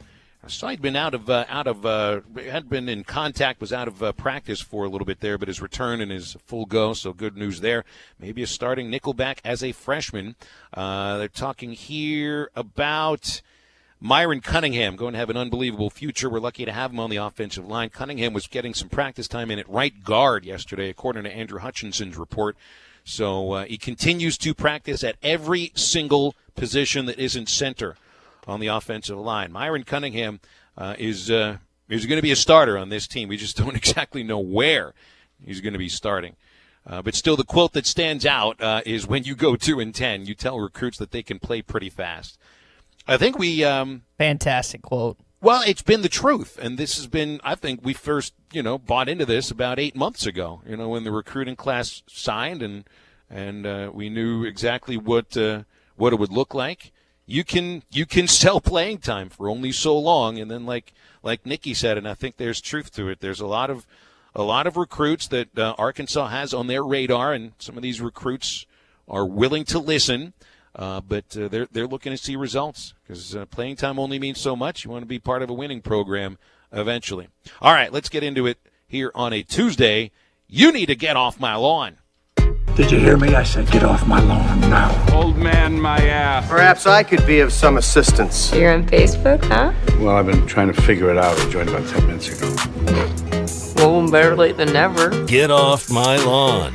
Yeah, Phil, excited to welcome Breeden RV and Power Sports as the new presenting sponsor for Get Off My Lawn. You know how much we enjoy this segment. They're also going to be our presenting sponsor on Halftime Homework. And if you're looking for upfront and no-hassle pricing, every trailer and RV on their lot is heavily discounted. Savings on new travel trailers and new motorhomes. Home and maintenance for life. So you're not going to get that anywhere else. Maintenance for life. A place where customers become our friends. Monthly service specials. It's got a great selection of pre-owned trailers and motorhomes. It's off Highway 64 between Van Buren and Alma, where dreams become reality. Let Breeden RV and Power Sports start your adventures. You can check them out online at BreedenRVs.com. All right, so I feel like this is the way I'm starting this is a little bit of the bizarro world. Where up is down, left is right, good is bad, and everything that tastes good. Essentially, in the bizarro world, Ty, you wouldn't just not eat pizza; you would hate pizza. So it's not the reality. It's a weird world. It is. It's a very weird world, and it must be a weird world when I'm about to defend Baker Mayfield, because I'm not the biggest fan. I can be a fan of the way he plays the game, with a little bit of a question mark about the attitude, and the fact that he plays for the Browns is never going to put him in the best light in my eyes as a Pittsburgh Steelers fan. But I feel a little bit like I don't want to pile on him for this quote from GQ magazine. GQ is all about the Browns, by the way, and all about the spotlighted Browns, being Odell Beckham Jr., who had some interesting quotes, anti-Giants stuff. I think that was about a month and a half ago. And now Mayfield is in a profile that just came out about 4 hours before we got on the air today, and he's getting a lot of blowback for a quote, which is really just an opinion about a quarterback that was drafted in this year's draft. So here's what he said. And this is, by the way, while he is sitting with the author at a steakhouse and they're having a conversation. I mean, that's how a lot of these profiles are written. So assume that when you're speaking with a journalist and you're having dinner, that everything is on the record, unless you say the magic words, "This isn't on the record." And this is, quote, this is word for word. Quote, "I cannot believe the Giants took Daniel Jones," Mayfield says about New York's much-maligned draft day decision to spend the 6th pick on the quarterback from Duke, whose college record was a measly 17-19. And then Mayfield goes on to say, "Blows my mind. Some people overthink it. That's where people go wrong. They forget you've got to win." All right, so, I mean, this comes across like Mayfield is ripping somebody who's never stepped on the field in an NFL regular season game yet. It sounds like he's got a problem with the New York Giants, which really have nothing to do with him other than, Saquon Barkley did win the Rookie of the Year award, and Baker Mayfield did not, even though Mayfield set the rookie record for quarterbacks in a single season with touchdown throws. And maybe he's got a little bit of a thing for the Giants because he's trying to look out for his new buddy, Odell Beckham Jr. But this isn't like Mayfield was in front of the cameras. It's not like he was at a press conference. It's not like he made a public social media statement ripping Daniel Jones. He also didn't, as far as I saw, rip anything about Jones other than a fact. He didn't win a lot of games at Duke, 17-19. So he's obviously somebody that was selected for more of his physical attributes than for winning football games. Now, let's also say this. A lot of the people that are putting Mayfield on blast are paid and so-called professional experts and pundits that cover the NFL day to day. And a lot of them were bashing the New York Giants for drafting Daniel Jones where they picked him. To me, it doesn't seem like it's really Mayfield putting Jones on blast. He wasn't asked about this question. He just saw a SportsCenter segment while the two of them are eating dinner and sees something up there about Daniel Jones. And do you think that Baker Mayfield is not going to say something that comes across his mind with a journalist there? I think you can put Mayfield on blast for a lot of things. And a lot of, even he says in this article that a lot of the things he does is orchestrated. He is searching for attention. But it's like the thing where last year, after Hugh Jackson gets fired and he hooks on with the Cincinnati Bengals, and Mayfield beats Jackson's Bengals and then drops a couple of F-bombs towards Jackson while the cameras are on him. It's like, well, who cares? Do you really think those are the only F-bombs that were thrown on the field during that game? It's just the cameras were on him at that moment. There's plenty of moments to put Baker Mayfield on blast. This isn't one of them. So, for those who are, get off my lawn. Jake Trotter, who covers the Cleveland Browns for ESPN, just put this out. It was from Baker Mayfield's Instagram. It said, "This is not what I said, just so we're clear. I also said I was surprised I got drafted number 1. Then was talking about the flaws evaluating quarterbacks. Where I brought up winning being important, reporters and media will do anything to come up with the clickbait story, sometimes true. Heard nothing but good things and wish the best for Daniel." So you really wish you could pull out everything that was said, because a lot of times things are taken out of context. I tweet stuff for both shows, both the Morning Rush and Halftime. I've done this since I was a sophomore in college working for a number of different shows. And every once in a while, I don't have enough context associated with the tweet. And what happens is it goes viral, and the person who said it may or may not get mad at me, and it's like, hey, look, Ty, we add more context next time. This seems to be like that exact same case where you don't know enough about the entirety of the paragraph or the conversation that he was talking about to make a valid decision when it comes to judging if Baker Mayfield was right or wrong in the case of Daniel Jones. I don't know. Go ahead. Can I just do a quick get off my lawn on myself here? Absolutely. And I'll apologize to Randy. Randy had asked a question earlier last week when we thought we'd have Nikki on, and I forgot to ask Nikki that question. So Randy wanted to know, if you take a kid out of East Texas that's a 3-star where football is huge, put him in an Arkansas program, could that same kid be a 4-star? Maybe a bad question. I told him that I would, and he asked this last Friday. I told him I'd ask Nikki. I didn't ask Nikki. I feel terrible about it. Randy, will you please accept my heartfelt apology? And Phil Elson, get off your own lawn, or get off Randy's lawn while you're at it. Phil and I are not recruiting experts, but Texas... Or are we experts at remembering questions that listeners want us to ask our experts? Or anything in general, for that matter. But when it comes to high school football, Texas gets 1,000 times more love than Arkansas. So just taking that point and just kind of thinking about it, you would think that maybe a kid in Texas who is a 3-star probably might be better than a kid in Arkansas that's 3-star. It comes down to competition. It comes down to who they play on a weekly basis. I can't accurately tell you that, Randy. We'll try and remember to ask Nikki that next week. Yeah, it's easy to do. You know what I'm going to do for you, Randy? I'm going to direct message Nikki on Twitter, because she's always on Twitter, and she'll answer this for you during the second hour. You just won't hear her voice with the answer. Is that good enough? I think that works. I hope it is. All right, my first get off my lawn. Coaches being nice. They need to get off their own lawn, because according to researchers at the University of California, Berkeley, Haas School of Business, they analyzed hundreds of halftime speeches and final scores from high school and college basketball games and found that players seem to perform better after a harsh, more negative halftime speech from their coach. So what this article dumbs down to, Phil, is that Nick Saban's way of screaming, cussing at his kids in the locker room is the reason they're winning football games. So this is almost a change my mind type segment, but I found this kind of funny in the clip associated with this article and with this piece. Have you seen the John Gruden Hard Knocks clip when he's like, I want better execution. I want better bleeping execution. Oh, it's fantastic. And maybe I shouldn't be advocating dropping the F-bomb, but it was only the just second great. time on this whole segment that we've mentioned the F-bomb, so yeah. I think it's okay. Not, at least you don't say it. Now, I can try to turn this into a change my mind thing, because I looked up the study that Barstool is referring to. You saw this. I know you're referring to a piece that was written on Barstool. This is a study that came from California. 50 high school and college basketball coaches in Northern California were contacted asking if they would record their halftime locker room speech for the purpose of the study. So, by the way, baseball is not a part of this. This is strictly a basketball and football thing. One thing I found funny was one coach even bowed out of the study halfway through because he believed the researchers' recordings were bad luck. The coach complained that every time we taped the game, they lost. So take it with a grain of salt. 304 speeches from 23 teams were used in the study. So I see this as a pretty small sample of just 23 teams. And they also make a point to say there is, of course, a point where all of that negativity begins to bring the team down.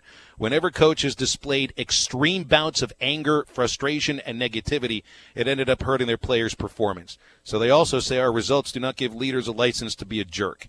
For me, coaches have to find the medium, the happy medium between being a motivator and a martinet every once in a while. And it's all about having the pulse on your team's, your finger on the team's pulse, knowing what works for each of them. And it doesn't work the same for everybody. That's why I think sometimes the halftime speech thing is a little bit overrated.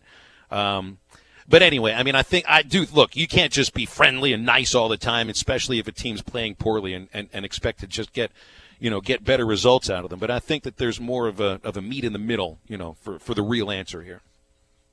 I can't disagree with you. I've had coaches on both ends of the spectrum. Some have worked, some haven't. So it's hard to find that one happy medium because sometimes a kid just does something or multiple kids do something before half that just makes you want to just snap the locker room at half. And right. I get it from a coach's perspective. Some teams, I guess, you just end up you snapping. I've seen one minor league manager, I wouldn't say he snapped, but he responded to a team that just wasn't listening to me. Not quite honestly, the team just stunk, and he took it in a direction that I've never seen before. I mean, he punished that team day in, day out, especially in the month of August, where in August virtually nobody takes batting practice because it's 95 to 100 degrees outside. You've already played like 100 games, and this coach, this manager, not only did batting practice every day, but he had his team out for early work every day. This was the Travelers 2002. Doug Sisson was the manager, and he used to be an assistant head coach at Georgia, Auburn. He's now a minor league coach in the White Sox organization. I got along with Sis really well, but he disliked that team, and he took it out on them. And they only responded by sucking worse. I'm talking about the extent I think of a coach getting mad in front of me was 8th grade when we were getting our tail kicked by Fuller, which is the middle school, to Mall Mel, and Coach Lane walks in the locker room and snaps the clipboard in half. That'll get your attention, won't it? Oh, man, yeah. A little different from what you're talking about, Phil. All right, so you know what gets my attention sometimes? It's the phrase back in my day. This song in the background, by the way, I'm going to see Weird Al Yankovic in less than 2 weeks. This song is called When I Was Your Age. Really, and you would think that I would come from this perspective, especially, being the older guy on a show where part of our show is based upon the generational gap of 18 years. But you're never going to hear me say, back in my day, things were better. Because the fact of the matter is, it just isn't true. It isn't true. In some cases, maybe, but just because things were a certain way back when your age and that's how you grew up doesn't mean that it was better. What about if I say this? What if I boil it down to one point? College was better and more fun when you were.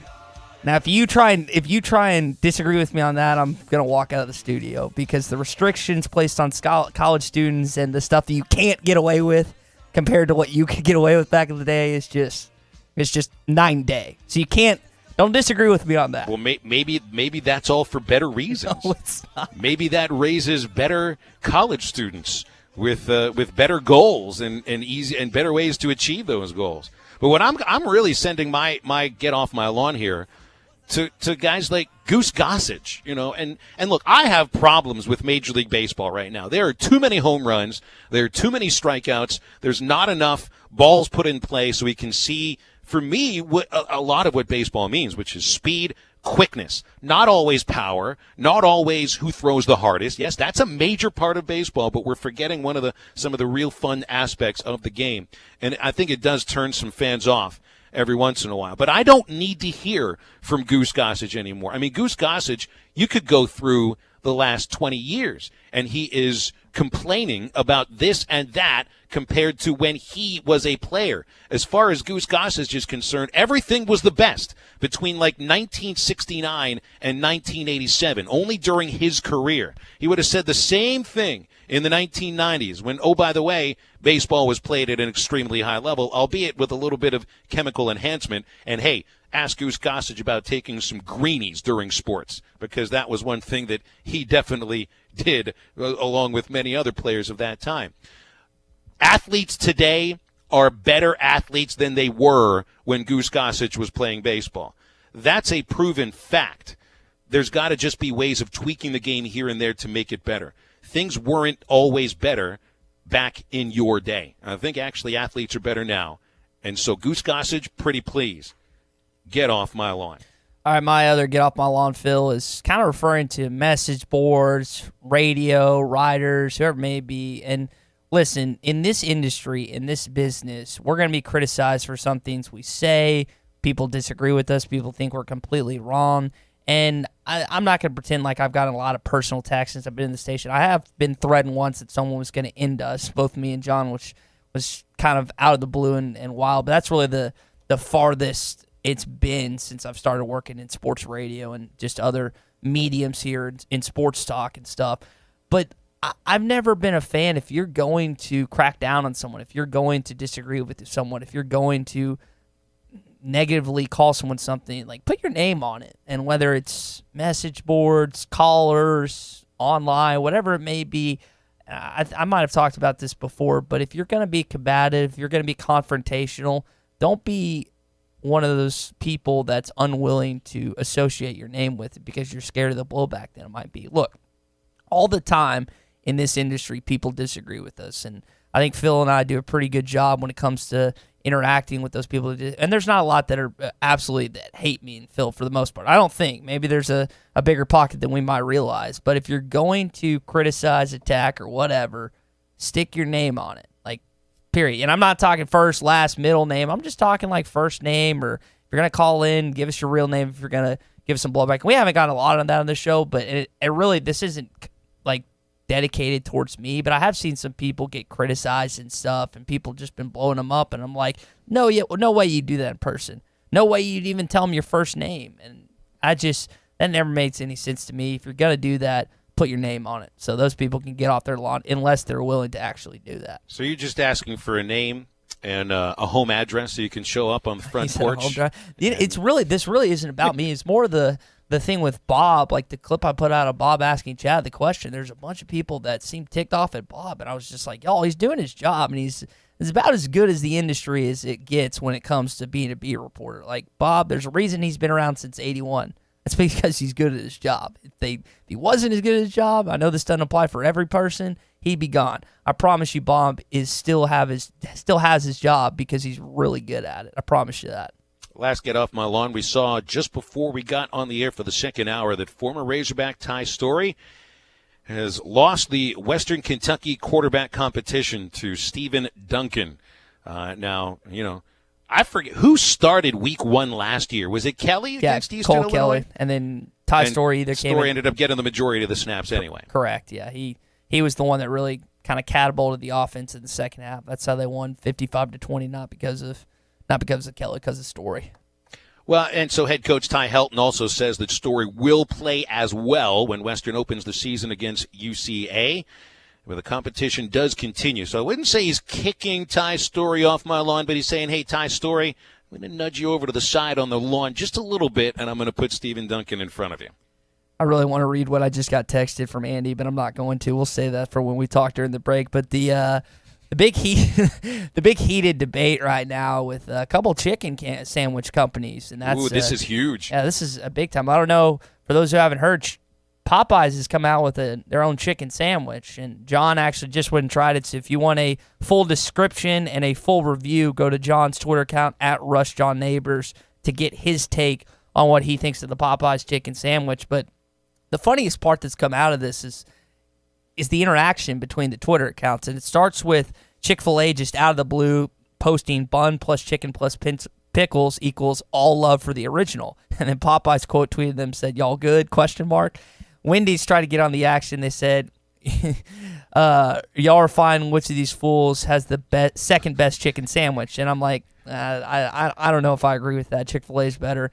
And then Popeyes responded, "Sounds like someone just ate one of our biscuits because y'all are looking thirsty." You know what thirsty is, Phil? It's when you really feel like you need something to drink. Well, okay, that's a generational gap. All right, thirsty is a term. It's it can be used for certain sexual innuendos, and it's more obviously advocating for like attention, support, like people look at me. That's kind of the millennial term for thirsty. And Wendy's may have just killed Popeyes with this response. They said, and I don't agree with this take, but it's funny. LOL, that means the food is just as dry as the jokes. Goodness gracious. Well, Wendy's always wins the social media battle. Can I tell Chick-fil-A to get off my lawn? I know they say they invented the chicken sandwich, but there's no way that they invented the act of putting a piece of chicken between two slices of bread. It's like in Little Rock where I live, and they brag about inventing cheese dip. And I'm saying, let's get this straight here. Nobody in the state of Arkansas invented the act of heating cheese and putting spices in it, because that's happened, I think, for a long, long time before. So I would say to Chick-fil-A, you can get off my bun. Justin started the hashtag VR Cherokee Casino hotline, hashtag back off Bob. I'm with you, Justin, on that, 100%. Is he telling Bob to back off or people to back off Bob? No. Well, that could be construed. We need to get some clarification. Justin, what are you saying? You saying people to back off Bob or Bob back off? I think he's referring to back off Bob's back. Say that 20 times fast. Good luck. Hey, I got an answer from Nikki on the question that Randy had involving Arkansas versus Texas recruits. We'll get into that in the next segment. Don't forget, we got Tim Brando coming up as well, so stick around on ESPN Arkansas and hitthatline.com. Good coaches win. Great coaches cover. This is Halftime.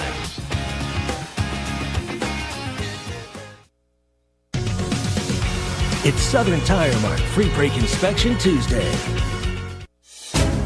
This is the Morning Rush. Have you put a bet down yet? No, I've not. I have. And what did you bet on? Arkansas over 5.5. Oh, good for you. Gives me a little more vested interest. Right. I mean, other than just being my job, but hope you win that $5,000. I probably won't, and it's not going to be $5,000 if I do. I can tell you that. 500?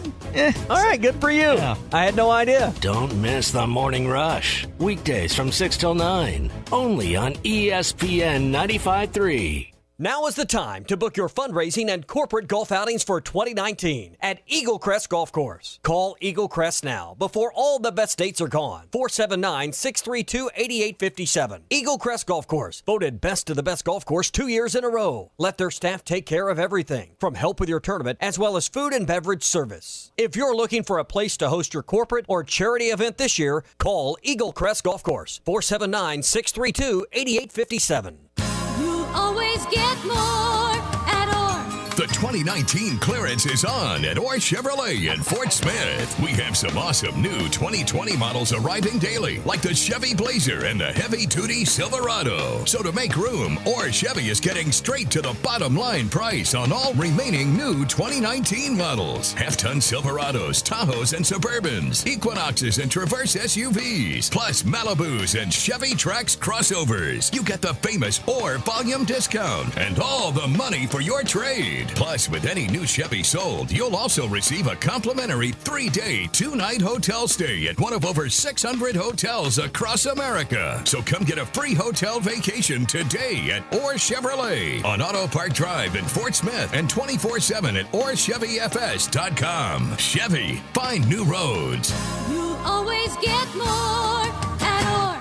Don't miss Jelco Outdoors Moonlight Madness Sale this Thursday night, 3 hours only from 5 till 8. Here are a few of the hot deals. Morel Buckshot Bag Target, $19.99. Matthews Tactic Compound Bow, $599.99. Spy Point Link Micro Game Camera, $119.99.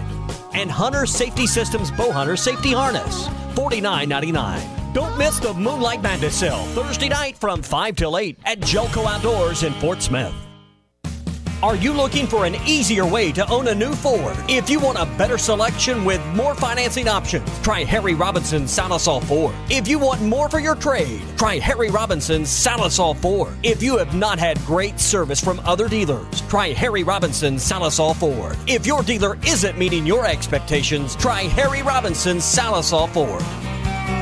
Harry Robinson, Salisol Ford. And online at harryrobinson.com. If you're a landowner, hobby farmer, or full-time farmer, Bush Machine and Tractor knows how important this time of year is for you. So make the most of it with a brand new Branson tractor. Offering tractors from 19 to 105 horsepower, they have the tractor that's right for you. Make the most of your time this year and ask about their special financing options and free loader rebates. Arkansas's #1 Branson dealer is Bush Machine and Tractor in Fort Smith. Check out their inventory at bushtractor.com. Did someone say, I'm hungry? Visit 906 Cocktail and Cigar Lounge on the Avenue. Try the new panini sandwiches like the chicken pyro or the cubana or the signature 906 wings. Jumbo wings roasted with honey bacon jam. Want some spice? Try the black and blue wings. Experience their salads, flatbreads, coffees and desserts, top shelf wines and liquors, premium beers, world-class cigars, all in an atmosphere that feels less like a lounge and more like a destination. Sample, indulge, escape. 906 Cocktail and Cigar Lounge. Treat your appetite on the Avenue. Attention, please! Halftime is brought to you by Supercuts, offering smart looks for back to school and serving your community daily. Supercuts, we're super in style.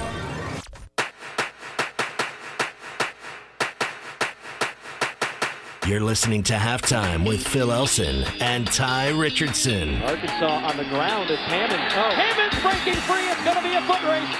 One man to beat. Touchdown, Arkansas. 88 yards. All right there, Randy, who texted in on our Cherokee Casino hotline. Again, that hotline is 877-377-6963. He had asked a question that I told him I would ask Nikki Chavanel when she joined us, but because I can be quite forgetful at times, I forgot to ask her. So I did ask on a Twitter direct message, and Nikki, she was right on top of it. She answered 4 minutes after the question comes through. So the question is, just out of curiosity, wondering if you took a kid out of East Texas that's a 3-star where he says football is huge and put him in an Arkansas program, could that kid be a 4-star? Maybe a bad question. Thank you. So Nikki says, football may be huge in East Texas, but I think you'll find that they actually get less exposure and often are underrated in the rankings.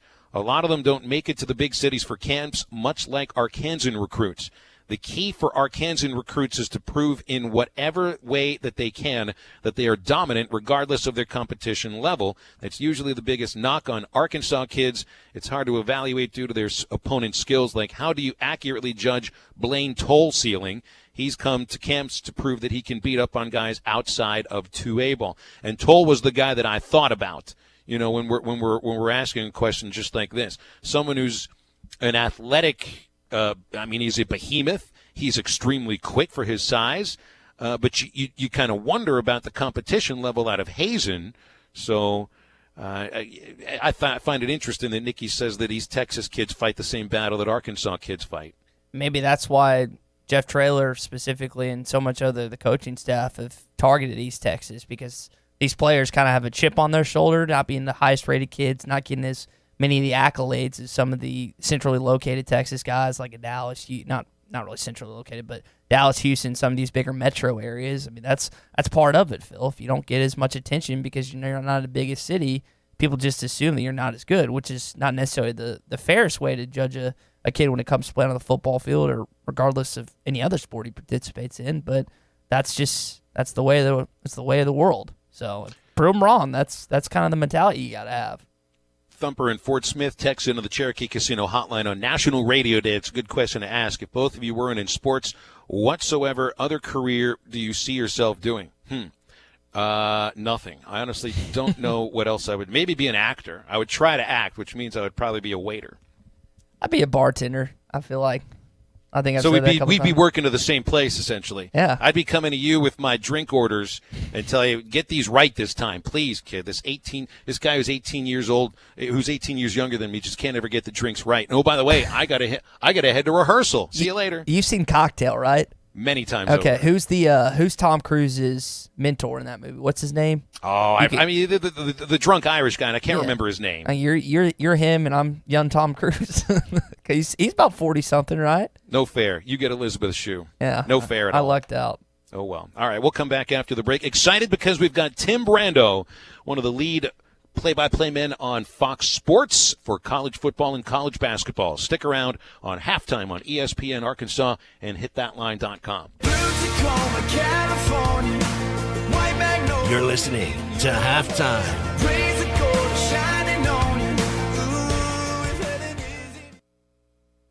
Hello, would you like me to find workout classes near you? There are no stores that sell glasses within 10 miles of your location. There's enough artificial in the world. That's why Michelob Ultra is brewed with no artificial colors or flavors. With just 95 calories and 2.6 carbs. Superior light beer. Enjoy responsibly. 2019 Anheuser-Busch Michelob Ultra Light Beer, St. Louis, Missouri. 95 calories, 2.6 grams carbs, 0.6 grams protein, and 0.0 grams fat per 12 ounces. Was your roof damaged by recent storms? Don't fall victim to out-of-town contractors and fly-by-night repairmen. Trust the local roofing professionals at Able Roofing. Call their local number, 474-0006, for a free roof inspection. Never trust something as important as the roofing system on your home to a storm chaser. Able Roofing, 474-0006, will work with your insurance company. Call now for your free roof inspection, 474-0006. Able Roofing, the hometown roofers. Tired of all the broken promises and broken equipment at your current gym? The Fort Smith Athletic Club is the nicest and most well-equipped fitness and tennis club in the area, with a state-of-the-art fitness center, Pilates, fitness classes, personal and group training, and the best tennis facilities in the region. 7 outdoor courts, 5 indoor courts, plus pickleball and racquetball courts, and free childcare is included. The Fort Smith Athletic Club. Call 452-4031 for membership information. Locally owned Lumber One can handle all of your building needs. They've built their business on having great relationships with everybody from contractors and builders to the everyday build-it-yourself. Lumber One has a full-line door shop to handle all of your door, window, and trim needs. And along with lumber, roofing and drywall products, attic wall and floor insulation is available. Lumber One also does blueprint takeoff with access to design services with estimates available. So go where the pros go. Lumber One, located on Industrial Park Road in Van Buren. The weather is hot and the deals are hotter at Hertz Car Sales. Hertz offers a wide selection of high-quality cars, SUVs, or trucks, and amazing customer service where you can buy direct and save on every car. With inventory arriving daily, why not make the short drive to 2810 Midland Boulevard or give them a call at 783-1722. You can also check them out on the web at buyfromhertz.com. Proud to serve Fort Smith and the River Valley. Stop by Hertz Car Sales today. You'll be glad you did. True Grit Running Company is where perseverance meets passion. Whether you're training for your next marathon or just comfortable shoes to keep up with your kids, we have the gear to help you reach your goals. With our slow motion gait analysis and our extensive product knowledge, we have the right pair of shoes for you. We also carry apparel, nutrition, hydration accessories, injury prevention gear, and recovery products. We offer classes, workshops, and group runs. Lace up, show up, and get your grit on. True Grit Running Company, 6808 Rogers Avenue, Suite B, behind Chick-fil-A. Attention, please! Halftime is brought to you by Supercuts, offering smart looks for back to school and serving your community daily. Supercuts, we're super in style.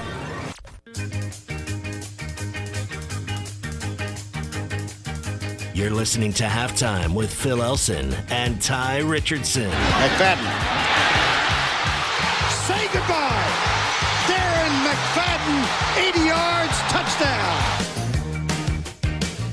Welcome back to Halftime on a Tuesday on ESPN Arkansas and hitthatline.com. National Radio Day.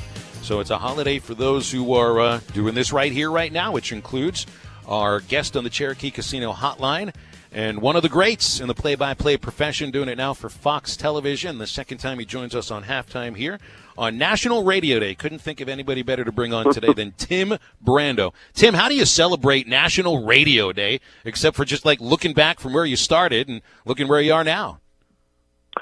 that's pretty much it. And I try to pinch myself and say, Phil and Tye, by the way, great to be with both of you. You pinch yourself and say, gosh, I'm so glad I get to do this and continue to do this. My generation, I think the baby boomer crowd that was born prior to the assassination of John F. Kennedy, we're the last, really, I think, that made the transition from radio into television.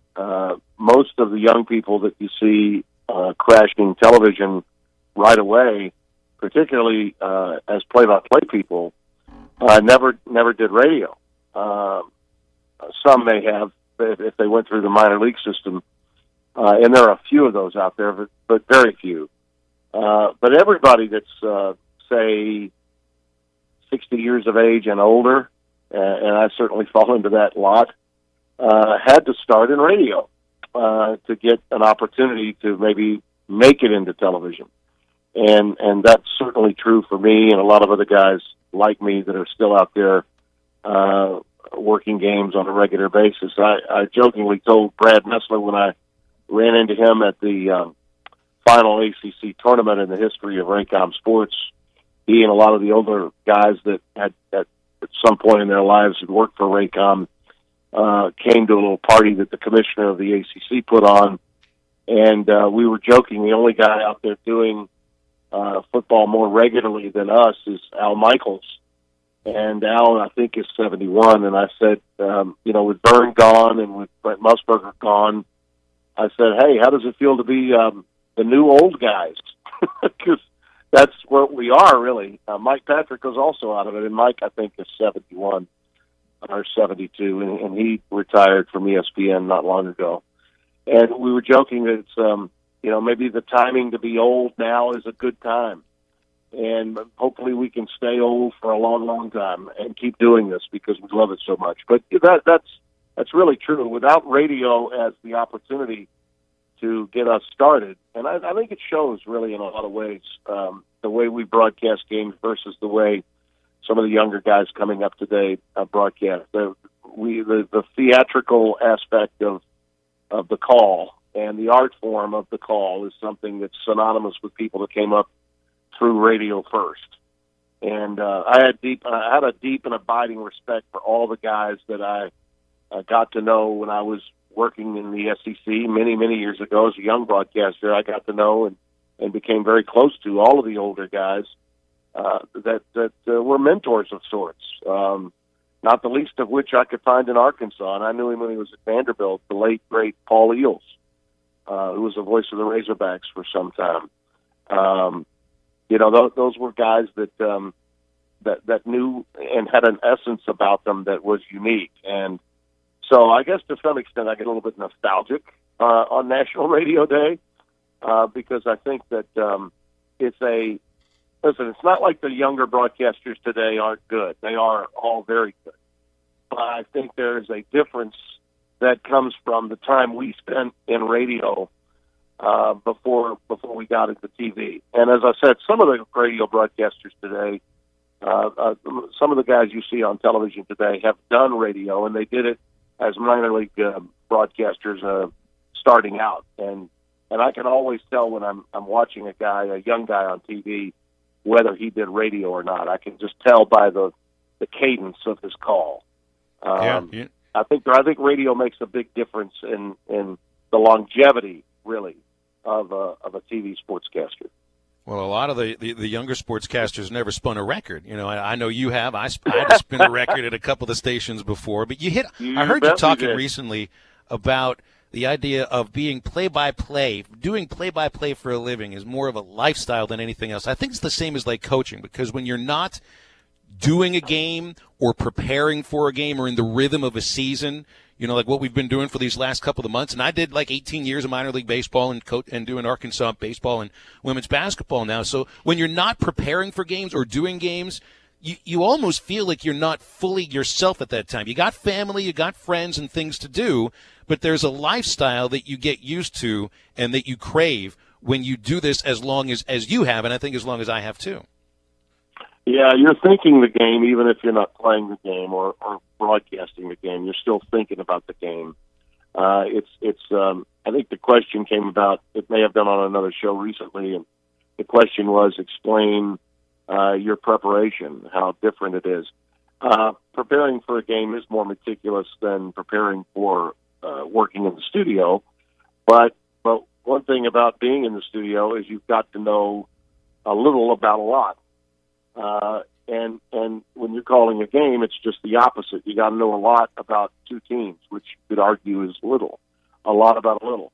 And frankly, I'd like to consider myself the all-around guy that you could put in the booth, and if suddenly the studio shut down and they couldn't get the scores up, but you wanted somebody to talk about the impact of what happened at another game, I could tell you off the top of my head what the impact of that outcome today means to the race in the Big Ten, the Big 12, the ACC, SEC, and so on. So I just say it's not a job, it's a lifestyle, and my preparation never stops. And that makes really the week of. Now I'll dig in a lot more, start working on my boards, get a little writer's cramp as I'm filling out my depth charts next week for my opener between Tulsa and Michigan State on Friday night. If you don't mind this shameless plug. On FS1 on the 30th of August, I'll be a little more meticulous when we get to that point and talking to coordinators and coaches for both teams. But I have an understanding right now what's going on, and I'm keeping up with what's going on as a matter of lifestyle. I wake up in the morning, I open my phone up, I go to the athletic website, I begin to check out every story that's out there that's college football related.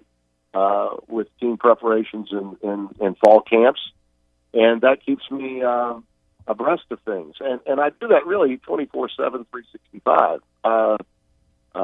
That's one of the reasons, if you've also heard or seen some of my tweets, you know I'm critical of the lack of mainstream media coverage of college football in this particular week leading up to week 0. Unless you're listening to local radio or unless you're listening or watching the Big Ten Network or the SEC Network, you're getting very little college football previews. And we're 4 days away from toe meeting leather in a pretty important game in Florida, and another one I think out in Hawaii that could be kind of fun. That's meaningful to college football. To me, that should be alarming to the people that govern the game, that college football is not garnering the kind of respect that it should from the mainstream electronic media. And, if you turn on the daytime television shows and you'll see it. I don't care if you're watching FS1 or ESPN. You're not getting a lot of coverage of college football in terms of, storylines out there. Everybody wants to talk about Dak and Ezekiel Elliott's contracts, Antonio Brown's helmet, and more free agency garbage out of the NBA. That's sad to me. Talking with Tim Brandel, Fox College Football, Fox College Basketball here on Halftime on the Cherokee Casino Hotline. Tim, I texted you yesterday thinking we talk radio or we talk polls, college football polls that just came out, but I think this conversation about national radio is much more interesting. My dad's a pharmaceutical rep. He drives for a living. He listened to your radio show religiously and was really disappointed when it was no longer airing. Do you miss your radio show at all? I know it's a grind. I know you've been doing it a lot longer than I have, me being 24, you being at your age. But do you miss your radio show at all, giving you a little bit to reflect on that? No, I don't miss the show. I do miss the relationships with the guys that I had that were part of my team. The guys I work with in the booth, Brett Bender and Scott Alexander. Scott's my statistician. Brett's my spotter. Spencer's my analyst and has been for, we're starting our 3rd decade together this year. Our business is all about relationships. I miss Will Rogers Hampton. I miss Jay Watley. I miss Dave Druta, my producer. I miss Patrick Netherton, my Mr. Know-It-All, who's still out there doing Northwestern State games and does his own radio show on KWKH in Shreveport. I miss those guys. But I don't miss getting up every day and having to discuss things that maybe sometimes I really didn't want to discuss, because when you're doing a daily radio show, it's got to be topical. It's got to be what's going on right now. Now, granted, I spent a lot more time discussing what I wanted to because I was in charge of editorial content. So I would skew my show a lot more towards intercollegiate athletics, which I think a lot of people miss. But when I did that show for 15 years, almost 15 years, I shut it down in 2015. I went through an entire season, my first year at Fox, trying to do both. And one of the major differences between studio work and play-by-play work is that with the studio, you just have to read a lot, keep up with a lot. So as I said earlier, you know a little about every game out there. And radio helped. I think it was like one hand washing the other. It really helped me prepare for the weekend by having a radio show during the week. And I even did it on Fridays in New York for Mickey Mantle's when it was still going on. And then on when I made the move to play-by-play to Fox, which is something I really wanted to do, I had grown really tired of being in the studio in New York for all that period. And it didn't appear to me at the time that Vern Lundquist was going anywhere. And I love Vern, and I understood why he didn't want to go anywhere. But when I left and went to Fox, it was crystal clear to me after one season of football that having to balance both a radio show that I wanted to be entertaining and informative every day and preparation, leaving to go to the site where the game was going to be played, sometimes on Saturday, sometimes on Thursday or Friday, was really cutting into my preparation time.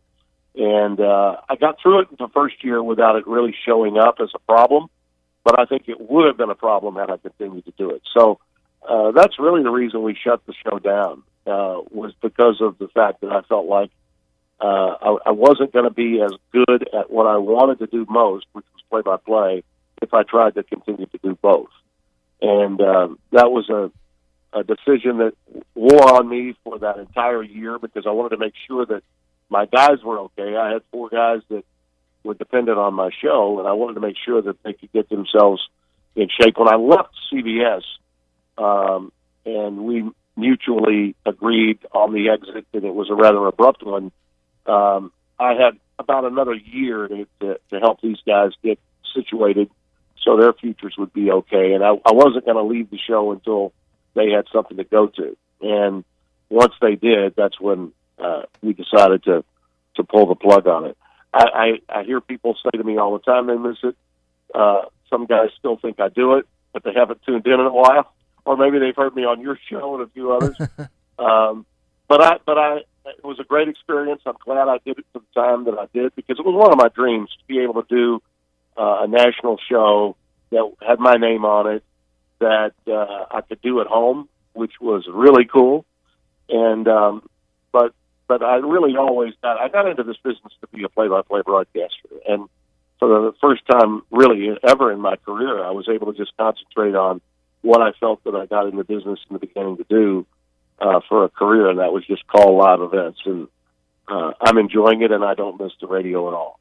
Tim, we're out of time. We'll leave it there. Really appreciate the perspective on your career on National Radio Day. That was really enjoyable. Good luck getting ready for next Thursday. I know you don't need the luck because you know what you're doing, and we'll be watching. Yeah. Well, it's Friday. I'll be heading down to East Lansing next week from tomorrow. I head out and we get this baby underway. And I'd be happy to join you any other time to talk more specifically about college football anytime. Definitely. Well, we'll reach out. Thanks again, Tim. Thanks so much. Todd, Phil, my pleasure. All the best. Tim Brando, one of the most recognizable voices in sports broadcasting. Hey, don't forget you're going to love Breeden RV and Motorsports because of upfront and no hassle pricing. Every single RV at Breeden is heavily discounted the moment it hits their lot, so you're guaranteed to get the best price around. Breeden RV is also the only dealership around that offers maintenance for life at no extra charge on your new travel trailer, fifth wheel, or motorhome. So come see Breeden RV today. They're on Alma Highway between Van Buren and Alma, or check out BreedenRV.com. Back with a quick cherry on the top of halftime on ESPN Arkansas and HitThatLine.com. Shooters shoot. You're listening to Halftime.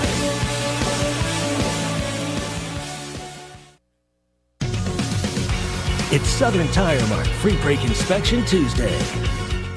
Right now, I'm holding a perfectly ice-cold Coors Light. You know how I know it's the perfect temperature? Because the mountain on the can is blue. And also, it's really cold. Every Coors Light is cold filtered, cold lagered, and cold packaged. So make sure the mountain on your can of Coors Light is blue, because that means it's ready to enjoy. Coors Light, as cold as the Rockies. Available down the street. 2019 Coors Brewing Company, Golden, Colorado. Celebrate responsibly. Your fence is more than a decoration. It's a reflection of its owner. Choose